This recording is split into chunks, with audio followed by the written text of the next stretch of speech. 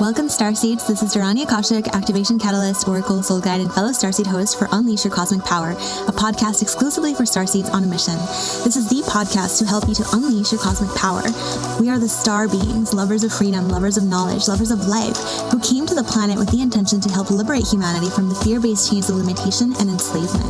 Get ready, my fellow Starseeds, to embark upon the extraordinary adventure of being a human in a body on Earth. Together, we will dive deep into the mysteries of the universe to help you to remember your cosmic origins, explore the vast realms of consciousness, and help awaken you to your multidimensionality. We will be encouraging you to take that guided action from your higher self to fulfill your divine purpose and unlock your cosmic potential as you gain the courage to face everything that stands in the way of anchoring your divine expression and embodying your highest self to create a life that mirrors your soul desires, inner fulfillment, and an abundance of prosperity, love, and joy, just the way that you were meant to. Okay, so I woke up this morning and I was noticing implants. Okay, so sometimes when you wake up and this was actually a few hours afterwards, but when I actually focused into my body and I looked inside my body, what I saw were the implanted overlays of they're almost like tiny, it's almost like, I want to say little nanotechnology type of implants. They're etheric. And the reason that they were there, I think, has been because when we listen to specific kinds of music or specific kinds of content, a lot of times those people are carrying codes within them and they share those codes with you, which is why sometimes if someone is really tuned in and you listen to them, it matters a lot less what they say, and it's more about you being in the resonance and in the frequency of their presence or in their vibration. And so when I woke up today, I felt like there's these artificial little nanotech things in my body. And yesterday I had an awesome day, and it's because I had been tuning into this whole okay, well, I know how to do law of attraction. I have had amazing rules with law of attraction where, as I said in the last podcast, everything just flew. Everything was so perfect that it freaked me out. I would literally say, I want a banana, or I feel like eating a banana. I literally said this one day, and then I look out the window and somebody just had chopped down a banana tree and there was a bunch of bananas. Or I had seen this image in my mind of this romantic setting that I wanted to have. And then next thing I know, it just happens naturally. And I was oh my God, I'm living inside of a painting, inside of a dream. The painting was, do you know how Radha and Krishna have this one painting? It's a very famous one. I don't know who did it because the Krishna devotees have a lot of different artists working for them. But it's Radha and Krishna, and they're on a swing together that has vines, and it's up on some mango tree, and there's a beautiful sunset. So that's the romantic thing that I had in my mind, and it happened naturally. I was in the Kala Valley, and there was this amazing sunset. It looked so surreal. Also, I was in Kala, so it's pristine manifesting energy. And I was there with the person that I was in love with at the time, and we were on a swing, and it was amazingly perfect, just everything. And it was on a mango tree, and there's ripe, juicy mangoes, and it was just amazing. So I've manifested a lot of really cool cars or random people will give me things that I need out of nowhere. And but again, it's been conservative to the degree that I allow myself to receive. So when I'm on a good manifestation roll, it really does happen. And it brings me to everything that I've been thinking about lately and how I've been manifesting things into my life and not manifesting things. And so what I see is that there's different timelines, obviously. And so there's a timeline where you can plug into the 5D matrix and experience reality from this 5D perspective where you have control of this matrix universe, or more control than you would as a regular 3D level of perception.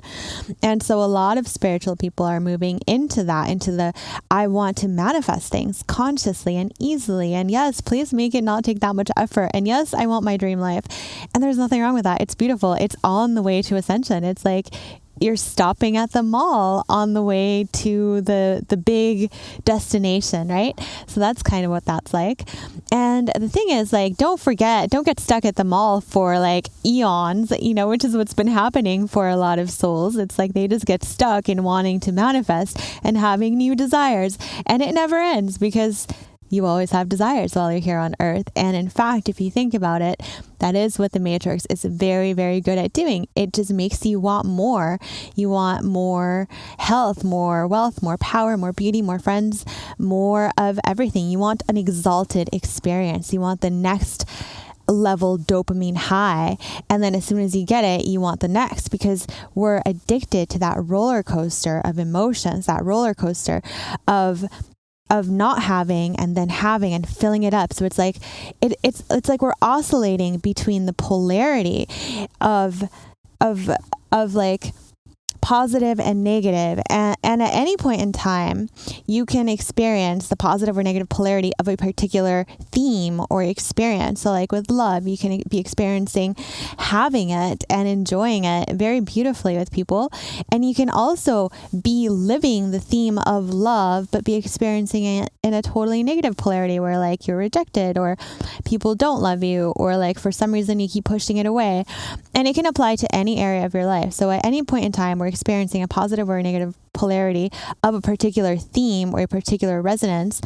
And so we can have more control. Plugging into 5D gives you more control of how you want to experience that polarity. If you want it to be more positive and flowy for you, then you can do that. And then again, there are certain limitations. But the whole point is that this morning I was thinking about that yesterday, and I also came up with something cool that I want to share in like a more expanded class. But basically I was thinking about how sometimes I'm very good at attracting things, and sometimes I get scared of the things that I can manifest and the things that I attract, because it's almost like I gotta and this is from the fear, like, let's stop and do it really, really slow. But when I turn on my manifestation, it's just like things happen very quickly, and sometimes uncontrollably, and sometimes it happens in the way that if I allow myself to tap into my sacral energy, into my womb, or into my manifesting potential, which is in the womb if you're a woman, if I allow myself to tap into that, even just a little bit, like all kinds of things and people will come around me randomly. And a lot of times it gets very intrusive, where I'm just like, why are all these people coming at me? Why are all these random people staring at me? Like, why am I attracting all of these things? And it gets uncontrollable. And what I had realized is that I had more of a throat self-expression chakra block before, where I wasn't really sure how to say no and to have those distinct boundaries, so that when I do tap into my creative potential and start attracting everything, I'm like, no. You just have to have those boundaries and the ability to sift through everything that is coming at you. But the thing is also, and there's a lot of mindset work that can go into this. This is when you get like deeper and deeper into the manifesting, which is like more around like the 5, 6, 7D levels, even 40, but it's more up. And so when you get into that, you'll really have to look at what is in the womb space, right? What is in your field that you are attracting? Because what you're asking for is, when you plug into God's source more and more, and as you start to clear all these blocks and restrictions from your being, you receive more life force energy. And that life force energy is going to be emitted no matter what. So if what you are carrying is negativity, then that's going to be amplified in your life. Or if you mostly have a bunch of positivity and you buried all of the negativity and it was never actually processed, guess what? That is going to eventually come up to the surface, because your spirit is always pushing for growth. And so as you become a bigger vessel, and you're able to hold more life force energy and hold more of God's flow within you of abundance. It's really just energy, and you're the receiver, and your programming is how it is manifested into the projection field around you. So imagine that you're like one of those lamps or like a candle that has all these pretty designs on the outside. And so, you put a light in there, and then the programming is that design, and the design gets emitted outwards, and then you see it all around you, right? So as like a pretty pattern. And you can picture this in many ways, but that's basically what you have with your programming, and you can directly affect the programming so that the light that you have within you can shine out, and the projection in the field is different. And so a lot of us humans have been focused on doing this for a while with manifesting, because we all want to have good lives, and a lot of it is ego driven.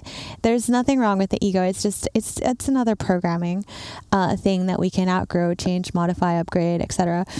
And so we have that. But what I noticed this morning is that I had these tiny little bits of like nanotech. And I think it's because I had been picking these up from a lot of manifestation gurus or people who were focused on working with beings that are in direct connection with Metatron and the Metatronic matrix. And the thing that we don't realize as regular humans, most people don't realize that these beings are invested in keeping as many of you as possible in the false ascension time loop in that particular matrix, because they want to have more participants, because it increases their life force. It's like, hey, I got a lot more players than you, and they're all like, come join my upgraded video game, come join, it's like, you'll have the best life ever. Come play over here. And so like you got all these little souls experiencing reality, and they're just like, oh yeah, I want it. Let me in. How do I get in? And so so they basically end up recruiting a lot of souls, which is how we all got into this matrix. And then there's the teams that came in here specifically to be like, hey, you're not just at the mall to buy stuff. You're at the mall as a destination on your way to the real ascension and soul growth. That is your actual destiny. And so there's those souls that came in, and we're pulling you out of the stores, right? And we're like, hey, it's time to go. It's time to go. It's time to go. Hurry up. And it's really just you, your soul, coming to some realization of like, hey, wasn't there somewhere else that I was supposed to be? Like you're at the mall and you're like, hey, I think we were supposed to go do something. Shouldn't we like go do that? So there's many levels of it. I guess the main point that I was trying to make is that when you become aware of yourself, and as you expand your consciousness, and really I encourage everybody to expand beyond what anybody is saying. So for example, if you go to a teacher and they're always talking about how to manifest something, well, expand beyond that. Like, what is beyond manifesting? What is beyond whatever it is they're telling you? And if you allow your God consciousness that is the driver of your true destiny that is within you, you will be guided to expand upon any teaching, because essentially you're tapping into the truth and into the Akashic records that are really in everything. And so this morning when I tuned into those implants, what I noticed is like they were lovingly placed here or absorbed by me as I bought into that programming, or as I received and allowed the soothing energy from specific teachers and beings to come into my field. And so that in itself can be an infiltration when you receive healing or soothing energy from beings who are working with or plugged into specific systems. So this could go either way. You could be receiving healing from beings who are really, really plugged into God, and then their knowledge and gifts come to unlock specific aspects of you, right? But you have to have that handle. You have to have that door handle so it can be opened.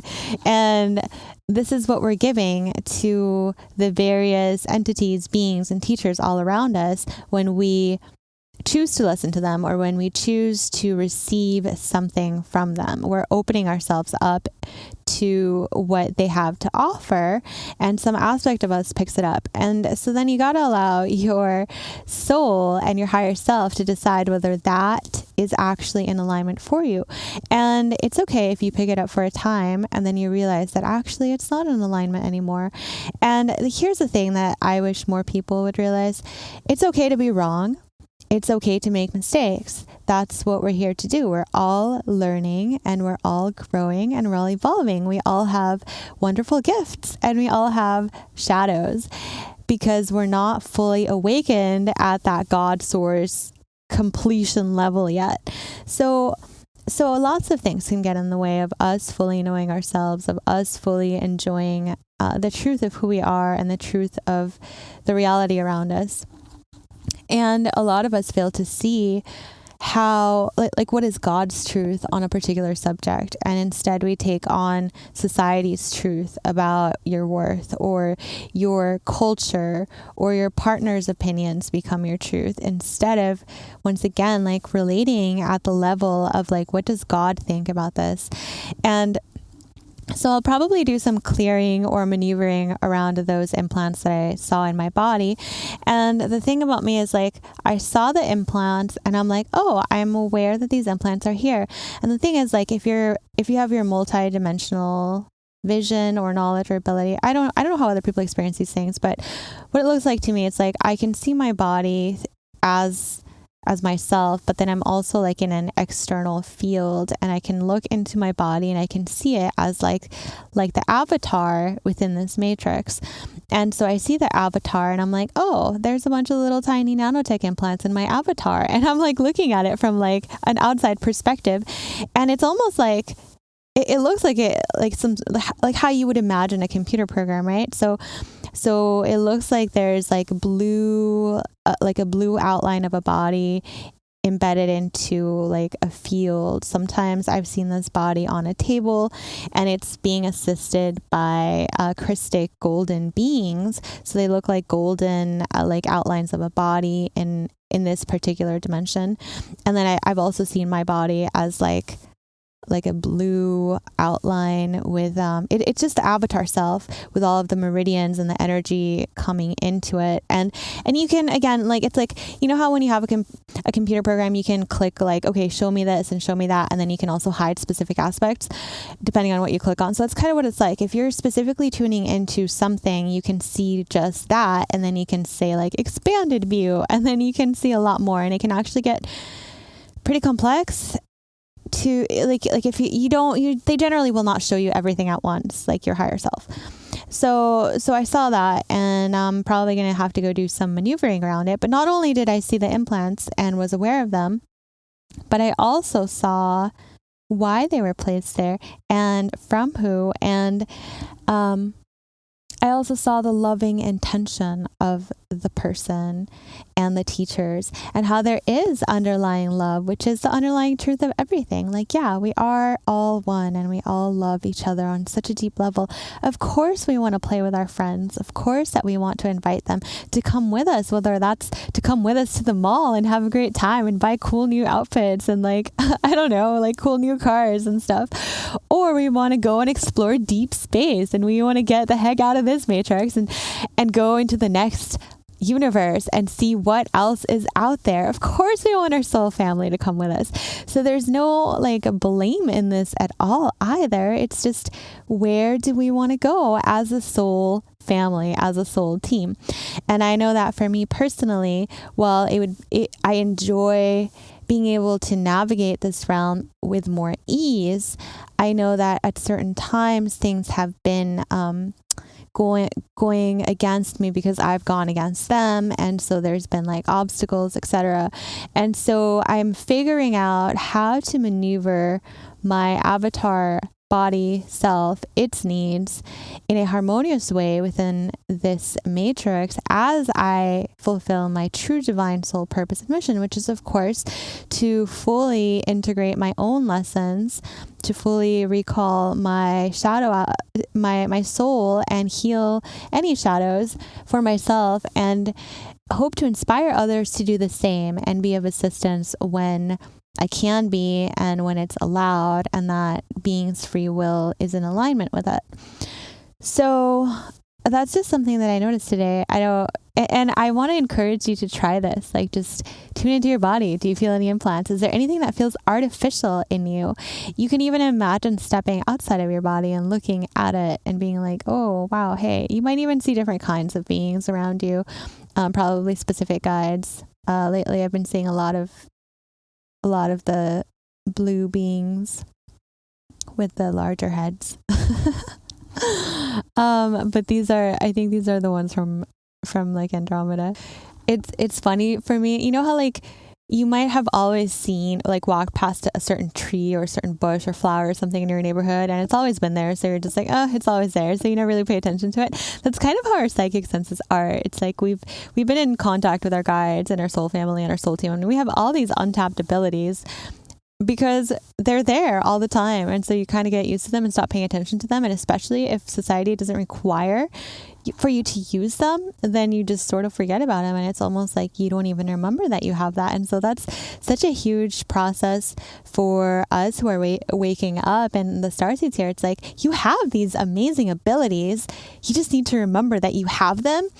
And the first step is to tap into the possibility that you can do that and you do not question it. And this is why children can also be so psychic, because they don't question. They don't have the resistance to say, I can't do that. You know, most children will just do it.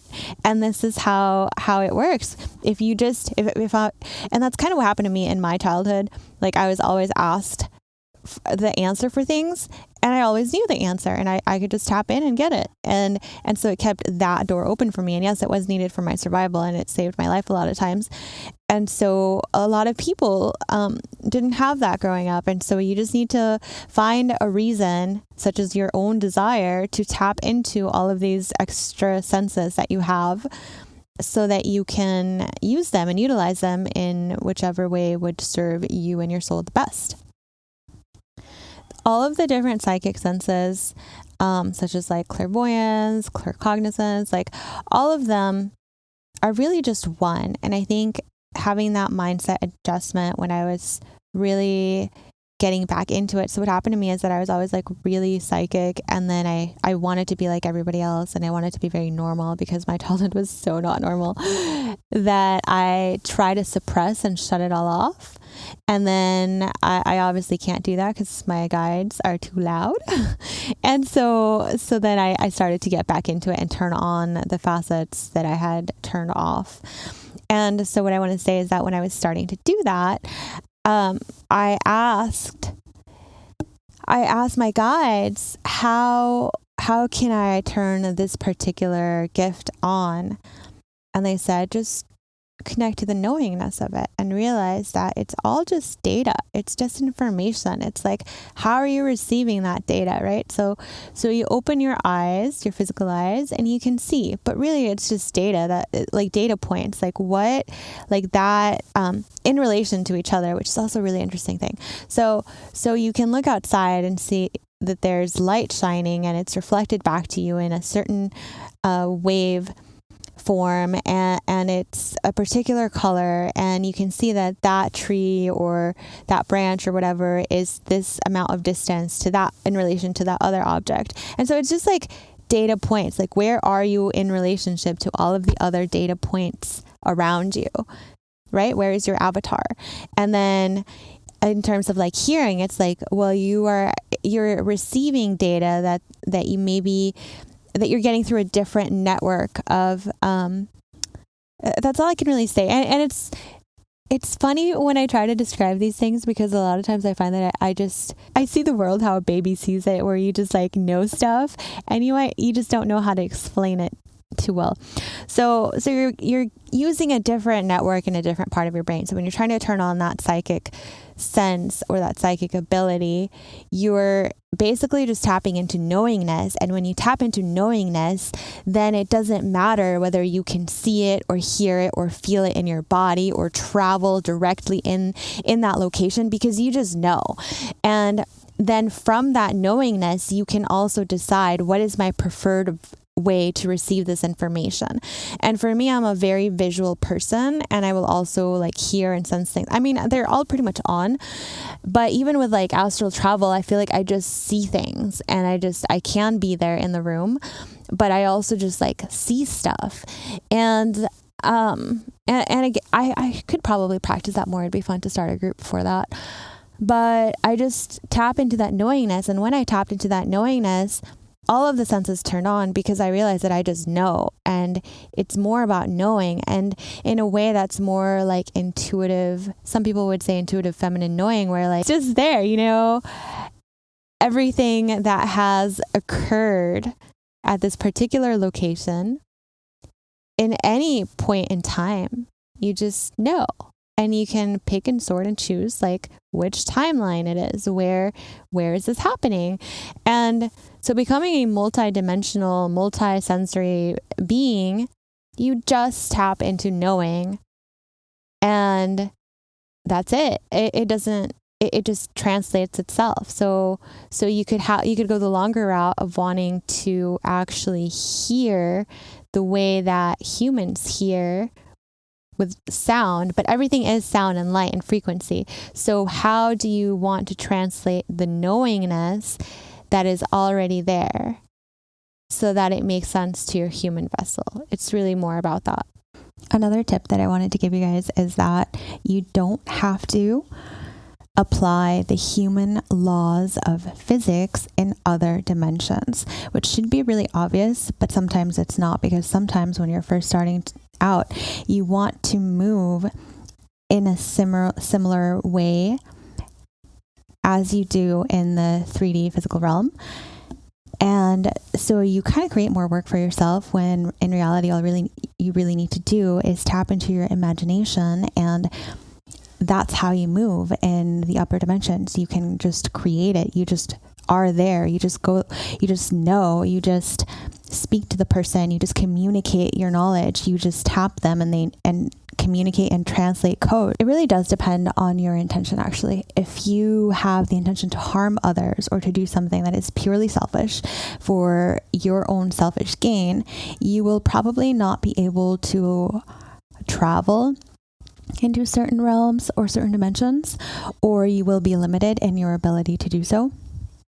And there's just certain areas where you're not going to be allowed to go into. But for the most part, if you have a good intention and the overall purpose serves all, then you can allow your imagination to help you to create how you communicate and interact with the other objects and other beings that you encounter there.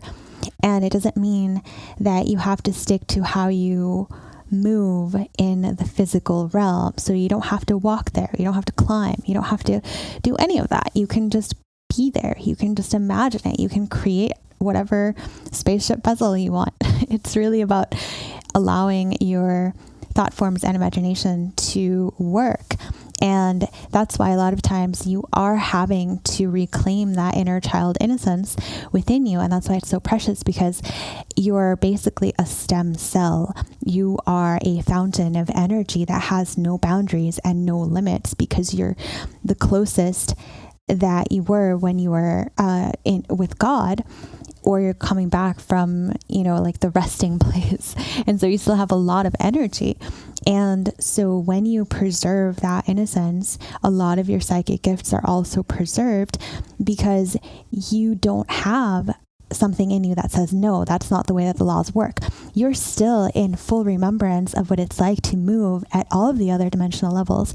And so that's also why a lot of the dark forces want to target children or hijack children, or, do the whole like nighttime abduction, whatever stuff. It does not have to be that way, but that is why innocence is so powerful. It is the part of you that is in connection to God in such a way where you are a stem cell that could be programmed, and they are very much in interest.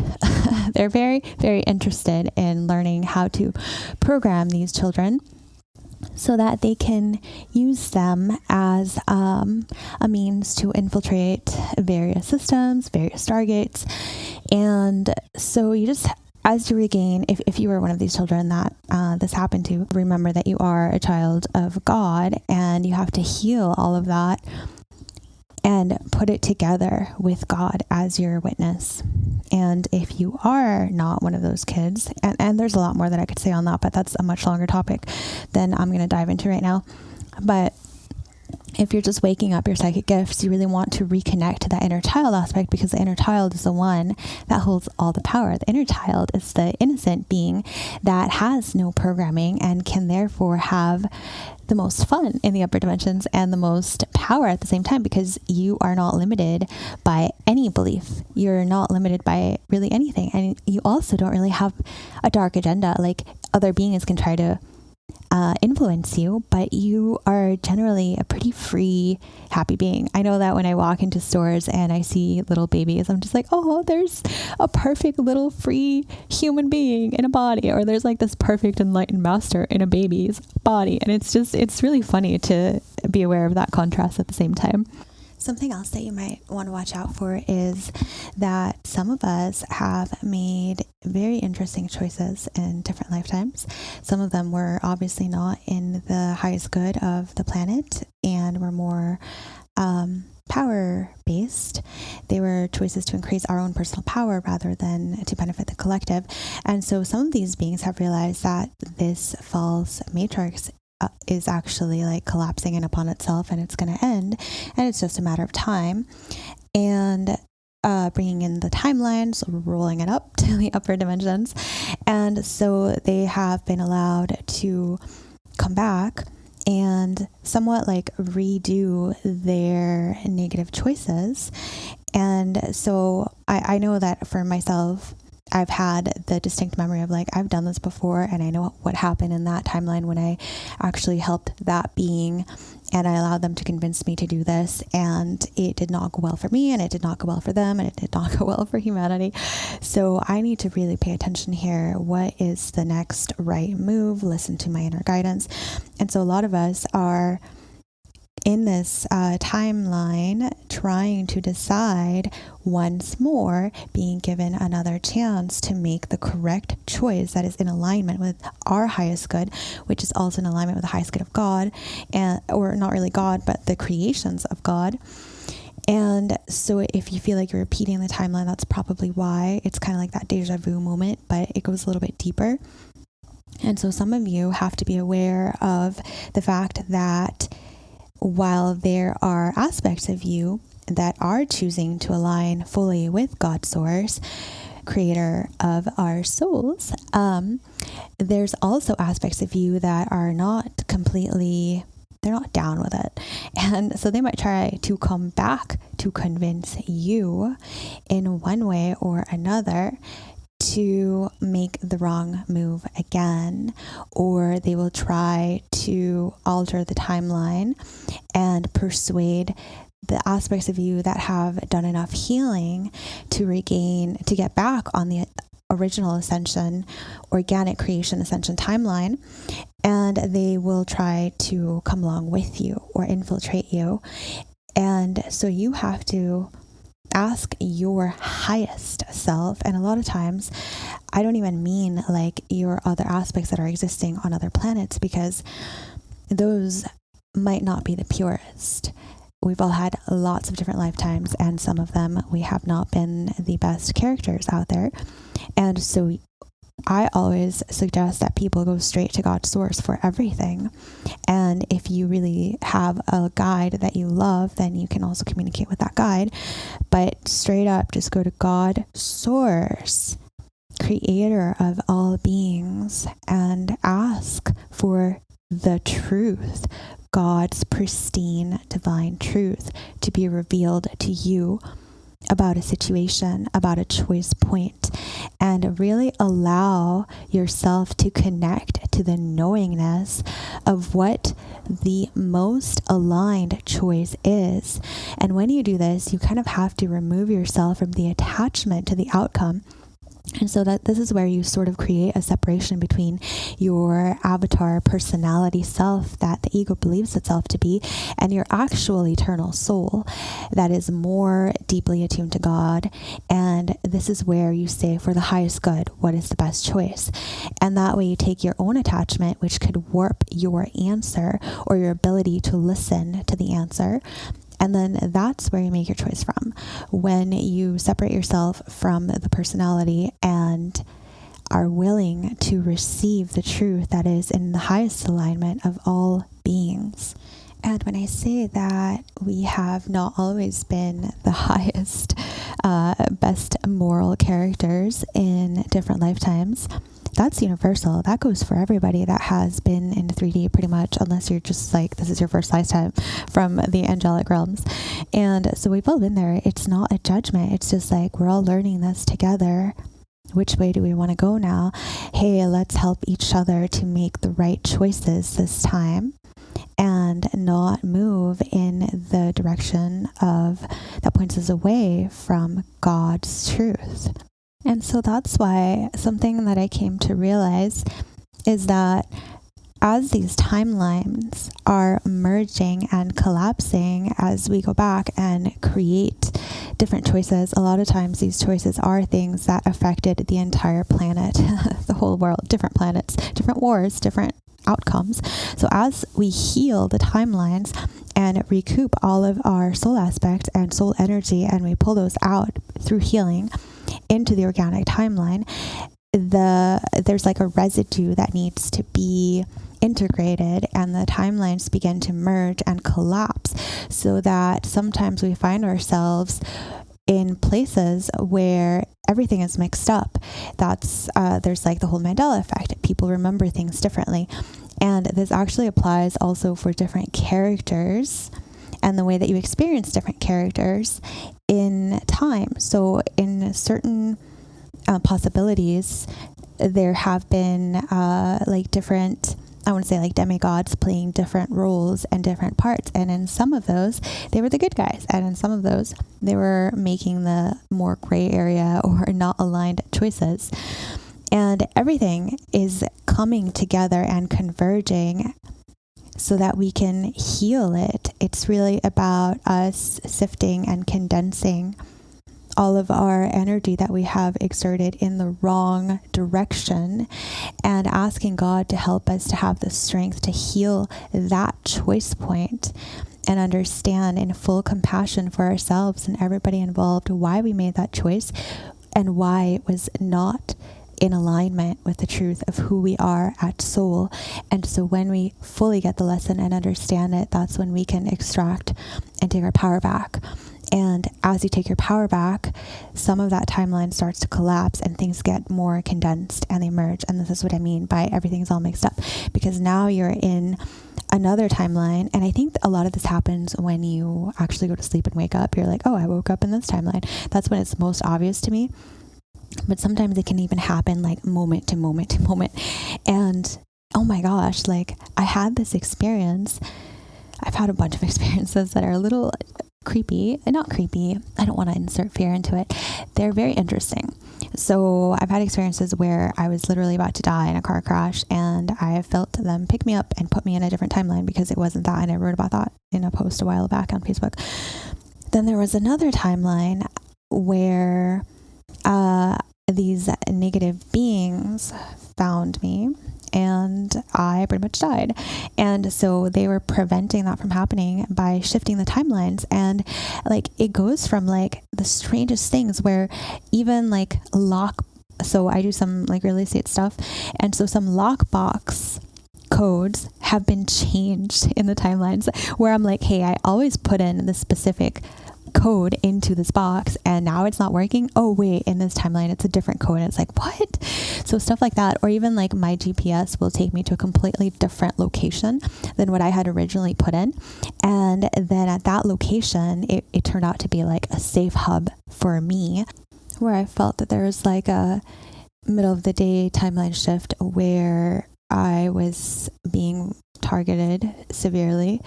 And so my guides helped to shift that timeline so that I wouldn't be targeted in that way. And so I found myself in a completely different neighborhood than the one that I was originally going to.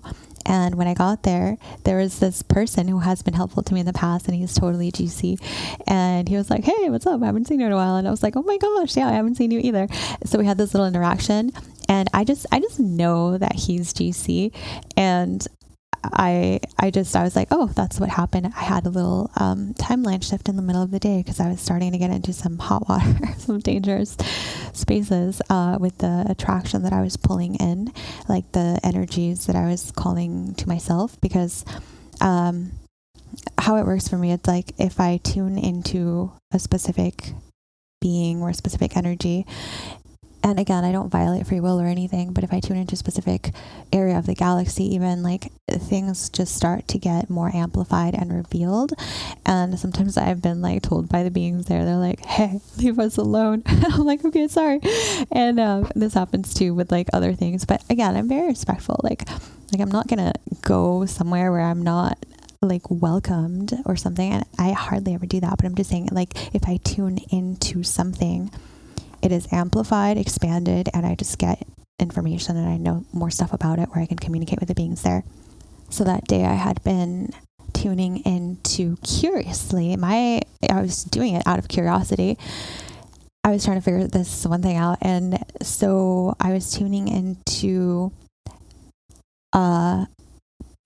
some people that were working together in other lifetimes, but not in this lifetime. And I guess those souls' resonance is very much not in alignment with mine. And so just me tuning into that triggered this timeline shift because I had to be moved out of that timeline. So I'd say that's one of, like, the hardest parts of turning on your gifts and remembering. And I mean, I wouldn't have it any other way because it's so amazing to have them on.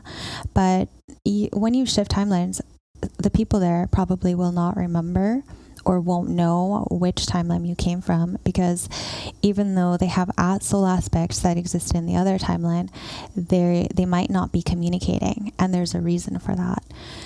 And some people will remember and some people will know, but the majority do not. And the other thing about tuning in, and this happens for a lot of different beings. I'm not saying I'm the only one. Definitely, there's so many beings here that are assisting the planet right now.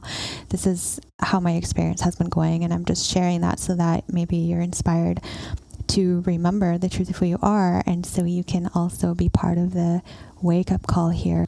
So to kind of complete the implant story that I had started off with, that I woke up with certain implants. And so what happened the other day, and I think this happened, I don't know when I recorded the first part of this, but I had woken up with implants and I immediately, like, just willed them to be deactivated, and they all dropped away. But these were like little pellet ones.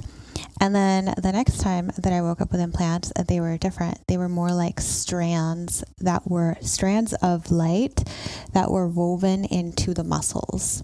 And I could see them all in the muscles. And so I think that time I was trying to see what they did for me and try to understand them a little bit more fully before doing anything to remove them. It was more like, I was like, oh, that's there, cool, right? And because the first time when I woke up and I had found some implants in my body, and they were the little pellet ones, and I instantly deactivated them, like, foreigner, like, you don't belong in my body, like, deactivate. When I did that, the reason that they were there is because I think the beings that were helping me or trying to help me, they were maneuvering with the matrix programming so that I wouldn't be so severely targeted. At that time, I think I mentioned this in the last podcast about how there was this car accident, and it was because I was being severely attacked. And well, after really, really diving into it, there's multiple groups, multiple ET agendas. Some of them are wanting to attack, or they would if they knew more. And so there's that. And then there's also the beings that are helping and protecting some of us. And so in a way, sometimes when you're not following directions and instructions on a mission, they have to do something so that you receive a minor of a lesser evil. And so I believe that's what happened with the car accident that I had. It was because I wasn't supposed to do these few things that I was doing. And so it was like, in a way, a severe, like, wake up, you can't do that, you'll die kind of scenario. So the lesser of the evils was like, okay, well, we'll just let your car get damaged, because even as it got damaged, I had that split timeline second where I could almost like hear them / my higher self decide, do we want to put her in the timeline where her car gets damaged or where she's totally fine and she's like, yay, nothing happened to me. And then I felt that choice of like, no, she needs to get this. And so my car was damaged. And so that was like the lesser of the two evils. And so right after that, I think I wrote about it. I felt some kind, benevolent people, like beings, come and disconnect me from specific things that were locating me and targeting me. And the next day I had like a really great day because they did some type of healing and it was amazing. And there's multiple beings involved in that. And so when I woke up with the implants, I think part of it was because I was being guided to do a specific thing that was not totally organic. And so when I first deactivated them, I realized like, oh, okay. And then I started to have more of that targeting. And then that's when I had to be switched again from the timelines. And then the next time that I woke up and I had the new kind of implants, they were more like they're a different type that goes into your muscle, and they could be harder to detect. But I mean, I just know that they're there. And so I was kind of in the process of deciding whether it would be in my highest interest to leave those implants there, or sort of seeing like, well, is it just like tagging me and saying like, okay, matrix beings in charge, do not harm this one right now. And that's kind of what I felt like it was doing. It was like a protective type of mechanism. So I was trying to decide what to do, and then with them and allow the knowledge to be revealed to me. And it was my friend's son's birthday party. And we took a boat ride to down by Lua River. And I didn't know this because I hadn't done this touristy thing, even though I live on this island. And they take you to this place that is supposed to be like the sacred site. And I had no idea. It was like this amazing icing on the cake experience. So we went there, and the first thing I noticed when I get there is the land, like the area. Right away, I felt it. I knew that it was a sacred site. Okay, so first of all, and you can kayak this, you could paddleboard. So that's the next thing I'm going to do is I'm going to go over there. I really haven't done a lot of grid work around the island, so I'm going to probably do that. And I'll tell you guys all about it. Maybe. I've been realizing that some things do have to remain a little bit under wraps for specific reasons. But for the most part, I'll tell you as much as I can. And so when we were going there in the boat, I saw there's remnants of like ancient rocks and statues. And so I saw a guardian on the like a temple guardian in the river from probably like Lemuria. And I was like, oh, hi, there you are. And that's the whole thing about like Hawaii. When you come here, sometimes you will see certain rocks and go certain places, and you can talk to the spirits there and the beings who are guarding the place or interacting with the people who come to visit. So that was a great sign. And I was like, oh my God, this is awesome. And I was in a good mood.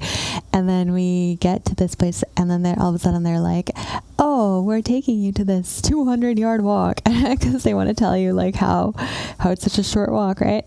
From the boat site. And so then we get to this place, and I just felt it right away how the energy, it was like this vortex that spirals into the ground. And it feels like you are inside of a tuning. It feels like you're inside of one of those crystal bowls, and the resonance in there, it's like it spirals into the ground in receiving mode. So it's like one of those receiving sites. It's a very, very feminine space. Like when I went there, I could feel it in my womb and I could feel it all around me in my body. It literally felt like a receiving point on the planet. And so they said that the ancient Hawaiians used to have a temple site there, and that they used to sacrifice to the god that lived in that area. And they also have weddings now. It's kind of crazy the stuff that they do to these sacred sites now. But so, I mean, the weddings part was beautiful because I could feel the resonance of love, of unity, of like calling in the beloved. And I could feel it in the womb space. This whole area was literally like a singing bowl to the earth. And the first thing that I noticed when I felt it was I could see the energy going down, spiraling down, and I could hear it. And I'm not sure what tone it is because I'm not like a trained musician, but I could hear and see the tone going deep into the earth. And when you step into this place, you can feel how your womb is activated to be in resonance with the same place. When you're in this tuning area of the planet, you can feel the resonance all in your body, and that is you. That was me being attuned to the energy of receiving in Hawaii right now. And it's very much in line with a lot of things that have been happening in my life. All of the programming that was external to me that other beings had been using to influence my decisions or to influence different aspects of me, it instantly neutralized it with its energy. And then I didn't feel it anymore. Like when I came out of the trip, to this particular site, and we got back on the boat and we came back, I just didn't feel specific impulses anymore. And it was because they were all neutralized by this area. And so in a sense, there's an aspect of me that was enjoying the implanted protection or the layers of ideas. They resonated with an aspect of me, obviously, or I wouldn't have been able to be infiltrated in that way. I was accepting some of it on some level. And I was almost like a little bit like sad about it. And then I was like, oh, okay, I see. So it's so important for me to follow directions that they are not only the beings that are interested in this. And I'm just checking to make sure it's okay to say this. Yes. Okay. So they will address the issues from multiple angles. So if one of us is not cooperating or is not making the aligned choice, because we are at a critical time here, they will neutralize the events, and they will approach the other being that is also responsible for some of the actions here. And they'll approach multiple people by either having someone specific come into your world that stalls the manifestation, or that stalls the influence, or that alters it, or that changes it. And so there will be that. So there will be time delays and time lags. Or they will introduce multiple people into the situation to cause some sort of distraction. And that's, it's just what happens. And so I was not expecting to go on this boat trip. Like, I knew that we were going to go on this ride for the kids' birthday parties, but I was not expecting to end up at this beautiful, amazing site. And then guess what? All of a sudden I was like, oh, okay. So I see the beings did not want me to be affected by those implants. And so I was brought here to neutralize them. Excellent. The next thing that I realized is like, wow, God is so amazing. So now I know of a place where you can go for the instant healing of being attuned into your divine feminine essence, and also have the experience of neutralizing any etheric implants that are negative.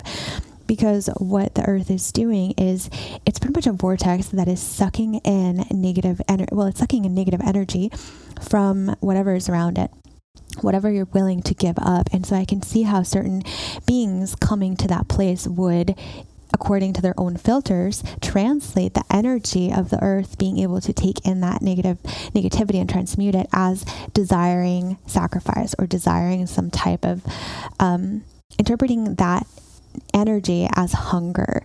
And I could definitely understand how they would do that, but it's not that it was demanding sacrifice. It was just like, what are you willing to give up? What are you ready to let go of? It's not a sacrifice. It's like just show me the truth of who I am, and in that I will stand in that truth and release all that is not an accurate reflection of it. And so that is exactly what falls away into the earth, and that's what this place was. When we look to God's perfection and the perfection of creation, and then we look at ourselves and we can allow the perfection to tell us where we have deviated from the organic original design, and we look to our life, we look to ourselves, we look to how we are, we look to what we're trying to create, and we can reassess where we have digressed from the original purpose of our incarnation. There's also like side quests, and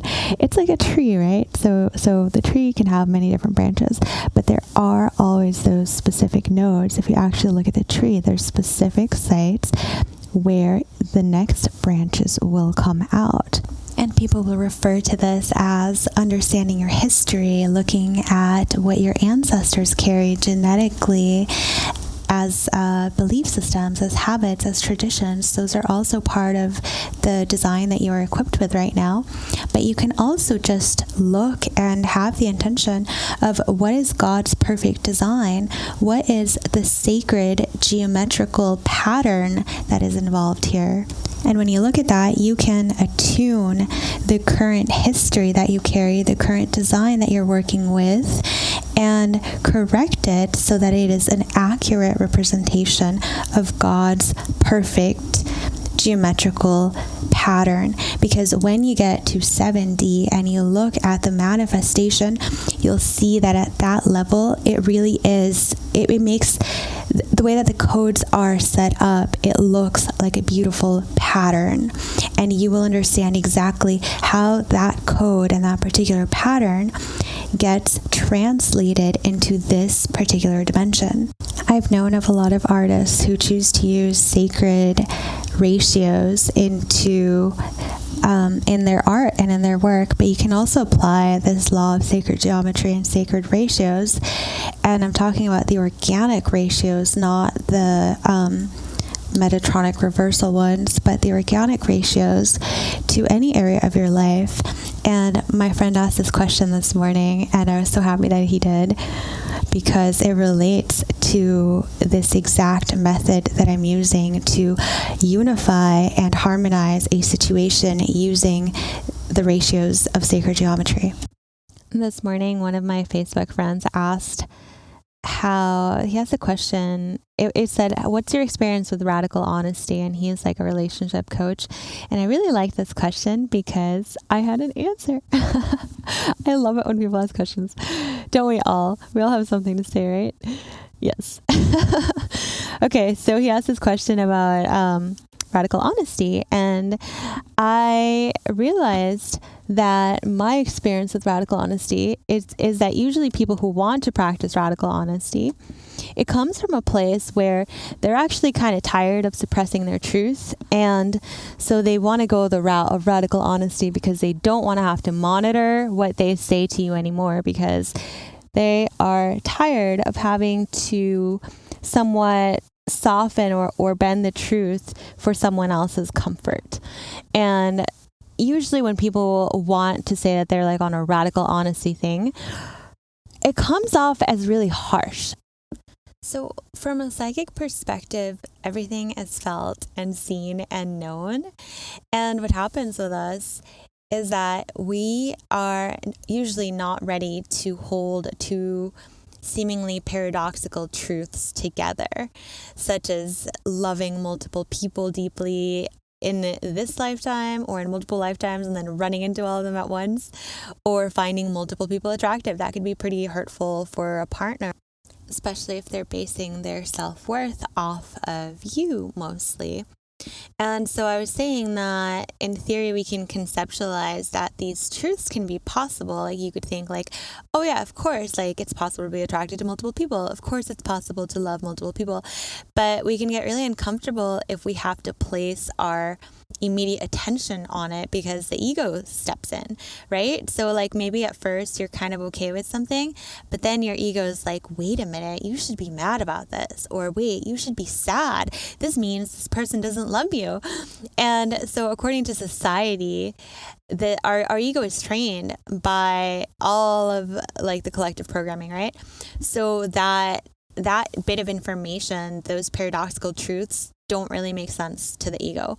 And so it tries to understand, what does this mean about me? Because it's always concerned with its own safety. So now it's going to have to push and fight and guilt trip the other person for making it feel unsafe and reel them back into safety so that there's no danger again, so that their ego can feel safe. And that's why a lot of people tend to suppress their psychic gifts, because they don't want to know that their partner is cheating on them, or they don't want to know that like their best friend stole money from them, or like anything like that. People are just not ready to face the consequences that they would have to, that would come about, that they're not ready to take the action steps that truly knowing would mean that they would have to do, because you can't unknow something.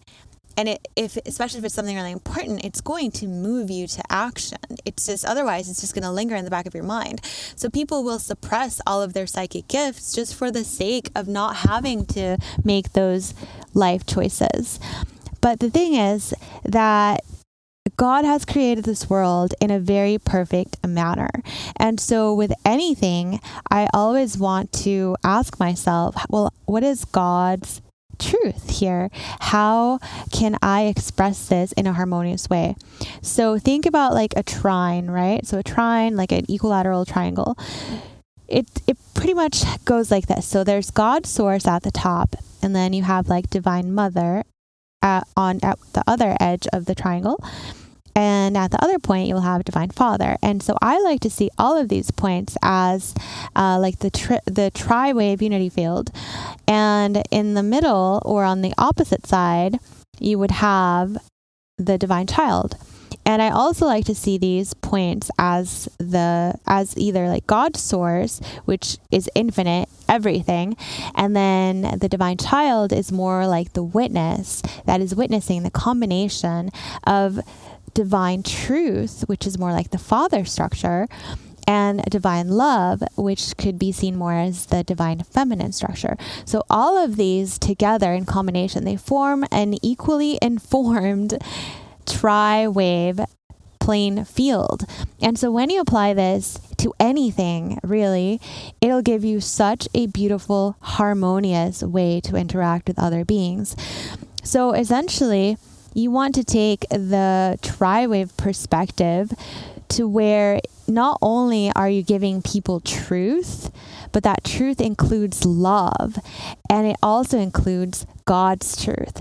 So when you are trying to have a relationship with someone, you want to take all of those into account. Or when you're trying to communicate with people, you don't just want to have truth without any love, because it's unbalanced and it won't create harmony. It won't be received well. If you deliver that truth with some love, and you also bring in God's truth being that you may not know all the details. God's truth meaning that you have to be open to other possibilities. God's truth is what it is without you having to know it. It's just allowing room for there to be flexibility, even as you deliver that truth and that love. And all of these can balance each other out. if you just deliver the truth without the love, then it's going to be uncomfortable and it's going to create conflict instead of harmony. And so you have to ask yourself, like, am I really trying to have harmonious interaction with this person? Or am I just feeling explosive because previously I did not express something that I really needed to express with one or multiple people, and now I'm just going off on everybody? So these are good things that you can ask yourself, because I know that I'm impulse to speak truth and I don't hold things back. It's very hard for me to hold things back because I have a lot of like Mercury energy in me, which is like the messenger. And so I feel like the truth must be known. But when I deliver the truth, I try to have as much love as possible when I'm saying it, and to also deliver it from God's perspective, to ask God to be the witness or to be here as I deliver it, because I want that person to understand it at the highest level possible. Because you also have to understand that when you communicate with people, they might not understand what you are saying, because whatever you say might be filtered through a dirty lens or through a negative lens. And this can happen a lot when people have like low self-esteem, where they make everything mean something negative about them. So you have to watch out for that. And that's also actually something that can be really seen in narcissists, where like they can't have anything corrected or said that is wrong about them, because they literally cannot fathom one more comment or a little bit of self-hatred energy, because they feel so much pain that they would collapse, that they just cannot be corrected. So it's just helpful to ask yourself, am I willing to see the truth? Am I willing to not only see the truth? And again, it's just like you can apply this to all of the senses. It's not just speaking your truth. It's receiving the truth. It's being gentle with yourself. It's receiving information in this harmonious format where you can look at something, and not only do you focus on witnessing what you are seeing or what you're receiving lovingly, but also ask yourself, what is God's truth here? What is God's interpretation of this? So you're taking everything into account, and it keeps the whole dynamic really in harmony. And it made me think about relationships. So I'll probably have like I'll create some sort of like infographic for it, but it made me think about how relationships can get really unbalanced when we overstep these energies. And so it made me think of Merkaba, or like putting a star tetrahedron together, where one person could represent one of the pyramids, and then the other person could represent the other. So at any point in time, you want to just have that level of truth, that level of love, that level of inviting God in and witnessing each other at the center of that, and not overstepping. Like, you don't want to flow too much energy in the direction of love, but then neglect God or neglect truth. And you don't want to flow too much energy in the direction of just truth, because that's too much structure and it needs more love, and then you'll be neglecting that side of the pyramid. And you really want to make sure that all of these are in harmony, the love, the truth, and inviting God into the relationship, to make sure that not only are you being harmonious within yourself, but you're also being in harmony with your partner, and not overstepping any of the roles, because they have access to their own truth, their own love, and their own God source. So if you're willing to look at things that way, it can be a lot more easy for you to also say, yes, I'm willing to know the truth. I'm willing to see God's perspective. I'm willing to be psychic. I'm willing to turn on all of my senses, because you're not just going to see that people committed these actions that had this negative effect. That would be like an aspect of the truth, right? But if you're willing to look at the truth, be receptive to it, and also see the underlying love that drove those actions, even if they were negative, and see God even in those negative actions, see God's energy, see God's essence within the people involved, then it's not just going to be a harsh truth. It's going to be a truth that can be seen within the perspective of the all, a truth that can harmoniously fit into the matrix of reality as God would have it be, as God would see it.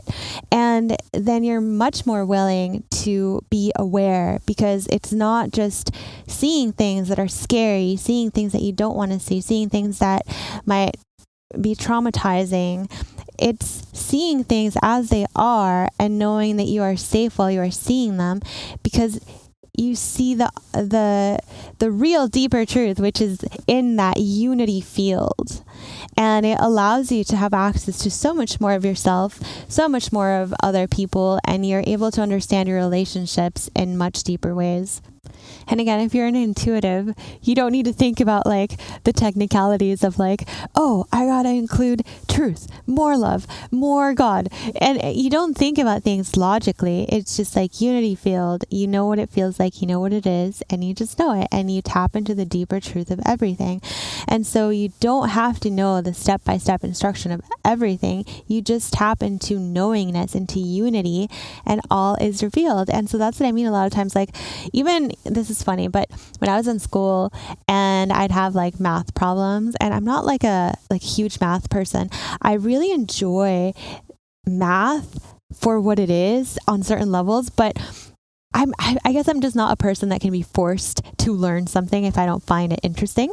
And so there's specific fields of math that I think are fascinating that I have studied just on my own. And like I love geometry and trigonometry, and like the theoretical mathematical concepts are amazing, and physics as well. So because it's more applied math, right? And then even with like charges and chemistry is by far my favorite subject, because it ties into it just combines everything so beautifully, so perfectly. It combines math, it combines physics, it combines biology, it combines science and like all of the elements. And I am so passionate about that. I actually wanted to be like a chemistry major in school, but then I thought I wouldn't be able to use it, and they wanted me to take all these awful, boring, terrible math courses that I just didn't feel like doing. So I really didn't go that route.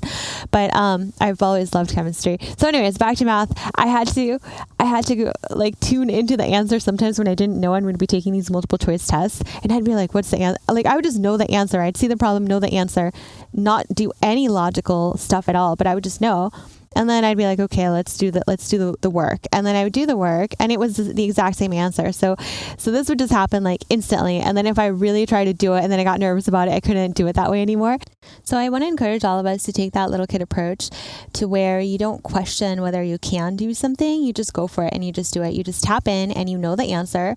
And if you're trying something else new, like if you've seen those little kids that are really good at surfing, snowboarding, skateboarding, whatever, they don't stop and say, I can't do it. They just go for it. So if you take that approach to other areas of your life and you just continue to do it with the attitude of I'm just doing it, then it's going to help you to up level in so many different areas of your life, because you're not going to stop yourself. You're going to keep going, and you're not even going to stop to question like why you fell down so many times. You're just going to keep going until you have the result. So another thing that was revealed to me today is because my friend asked that question about communication, because he's a relationship coach, and essentially we're all in a relationship on the planet together. And so I have been focused a lot on trying to give more of all of the information that I have access to for you, for the benefit of the planet and humanity. And what I realize is that I have been delivering this information, especially more when I write, because maybe people can't hear my voice, and then a lot more love is carried in my voice, I believe, than when I write stuff and I'm just like saying things. But I recently made a post online, and I was talking about the different kinds of information that's out there in regards to manifestation and in regards to the false ascension matrix and in regards to different groups that vibe well with me and the groups that are in opposition, particularly because throughout various lifetimes, we've each worked with different ET groups and been on different teams. Just because as we progress in this game, we get recruited by different higher level entities that have achieved more understanding because they've been here longer, because they've lived more lives and they've had more experience on this plane. And so in different lifetimes, we get recruited by these different beings. And when we get recruited, a lot of these beings have different agendas. So some of them are in opposition to the others. And there's been countless galactic wars in so many systems that I can't even tell you. I don't fully understand how I could convey that to you or how it could fully be conveyed to me, the amount of war that has occurred all over the galaxy by different ET groups for different reasons: power, territories, resources, other reasons, like creating on levels that are not even like 3D, like multiple dimensions, like access to that. And so us humans here many of us are encoded. So we have incarnated into specific bodies whose lineage, yes, we're all energy, but our bodies are more dense. And so the DNA that is physically present, that can be detected, and everything in our cells. So we carry a DNA lineage that is encoded with specific codes from various ET groups. And then there's also the karmic ties, the way that our ancestors' karmic choices, which is just like cause and effect and patterns over time, how those condense and accumulate as body templates and body patterns that make someone either more susceptible to disease or more prone to having a particular kind of personality. And it even extends to being incarnated and born into genetic line that has more of their psychic gifts open, because more beings in that line had to use their psychic gifts to stay alive, to survive. So a lot of it does have to do with survival, especially in these later years, this time that we've incarnated. And so these different ET groups have tagged different beings and different people. And so I made a post on Facebook where I was talking about, so the Galactic Pole group was really, really acting up that day. And I was like, oh, I can just tell it's going to be a Galactic Pole kind of day, where the people who are coded by the Galactic Pole beings, which are some of like the darker beings that I have encountered in the galaxy, in this universe, that are responsible for a lot of chaos and suffering. So the beings that have encoded specific humans, so those humans will be acting up as the solar flares increase, as we are purging a lot more. And so I was having like a day where out of nowhere, like these galactic pole people were just like harassing me. And this happens in many ways, but it's very obvious. And I can always tell who is coded by which group, or it could be multiple groups. And again, sometimes there's like double agents, there's many, many hybrids. And so it's not just like one or the other. It's like, and it's not one DNA strand from one group, like it's a race or something. It's like different ET groups with encoded a lot of their DNA into creating different hybrids that then on an individual level, those beings will be impulsed to behave and act in a certain way according to whatever the implants are, because it's kind of like a little remote controlled being, right? So if you're coded, if your controller is has a negative agenda and they're remotely controlling you, then you're going to be more likely to behave however they want you to behave. You'll be impulsed to run whatever electrical impulses they're sending to you as the receiver. And then you, as a body that also has a soul, you are going to get to decide whether you act on those impulses, or whether you really seek the God within yourself and ask yourself if this is the right thing to do, and then base your karmic choice and consequence outcomes from that. And so I was having a really galactic pole coded day where the solar flares were going off, and actually that makes me feel good, maybe a little sleepy. But for a lot of people that are encoded with negativity or that are purging, it makes the evil in them come out. And I made the song post saying how if you're mostly predominantly galactic pole coded, then we are not going to get along, because those beings are at odds with a lot of the coding that I have. And my coding is more galactic center / like I would say, like I'm more influenced by Andromedan beings, and so I have and Lyran beings, and I have more of their DNA strands impacting me, and there's a lot of different things going on. But you could have be from any part of the galaxy and be on various teams. And the agendas are basically, as I've said in other podcasts, prolong the game, keep the game going, let them raise their consciousness, let them learn, let them play.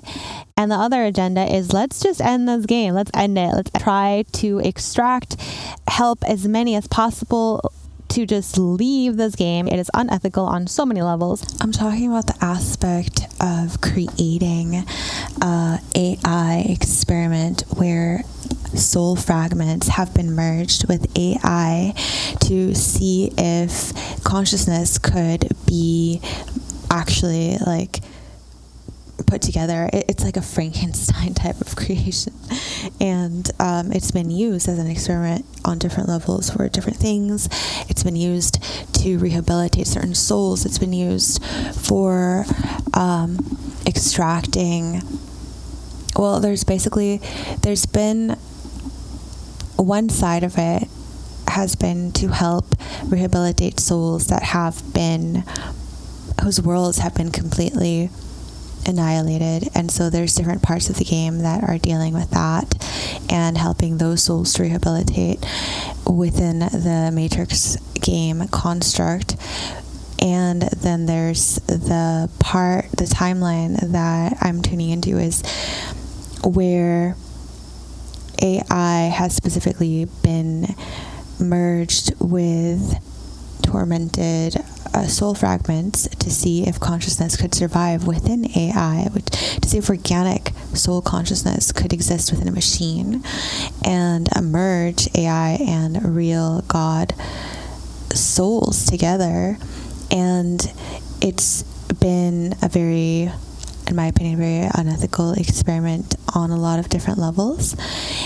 And so that experiment has been used for various purposes. Some of them have been to rehabilitate different souls whose planets have been completely eradicated, who basically didn't make it when their sun exploded, and they have to continue their soul evolution. And so it's been kind of like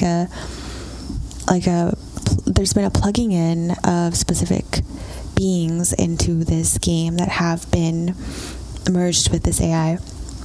And so then there's other beings that have been called in to help to extract and untangle the soul fragments. There's that aspect of it. And I realized that there's a lot of different groups that are involved in this. But when I'm talking about galactic pole beings, I'm talking about the beings that are, and some people refer to this as galactic supercenter, the beings that have been prolonging the game, that are interested in continuing the game.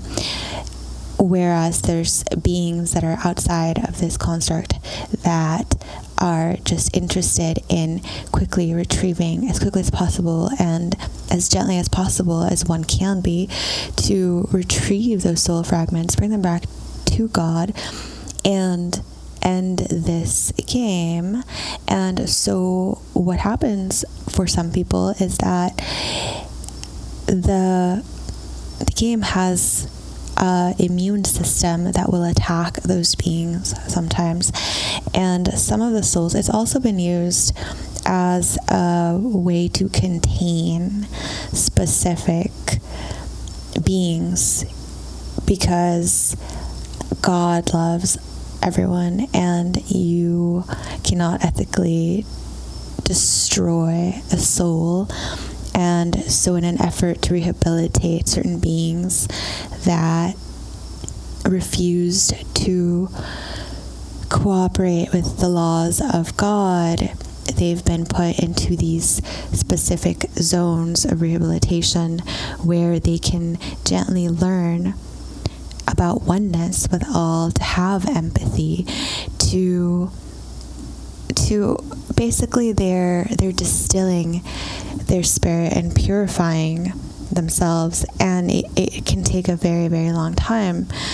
And so some beings are interested in just helping to quickly move these souls along, and there's other beings that have created, I would say, like hubs of enslavement, these dead zones where consciousness remains trapped and looped and is no longer progressing.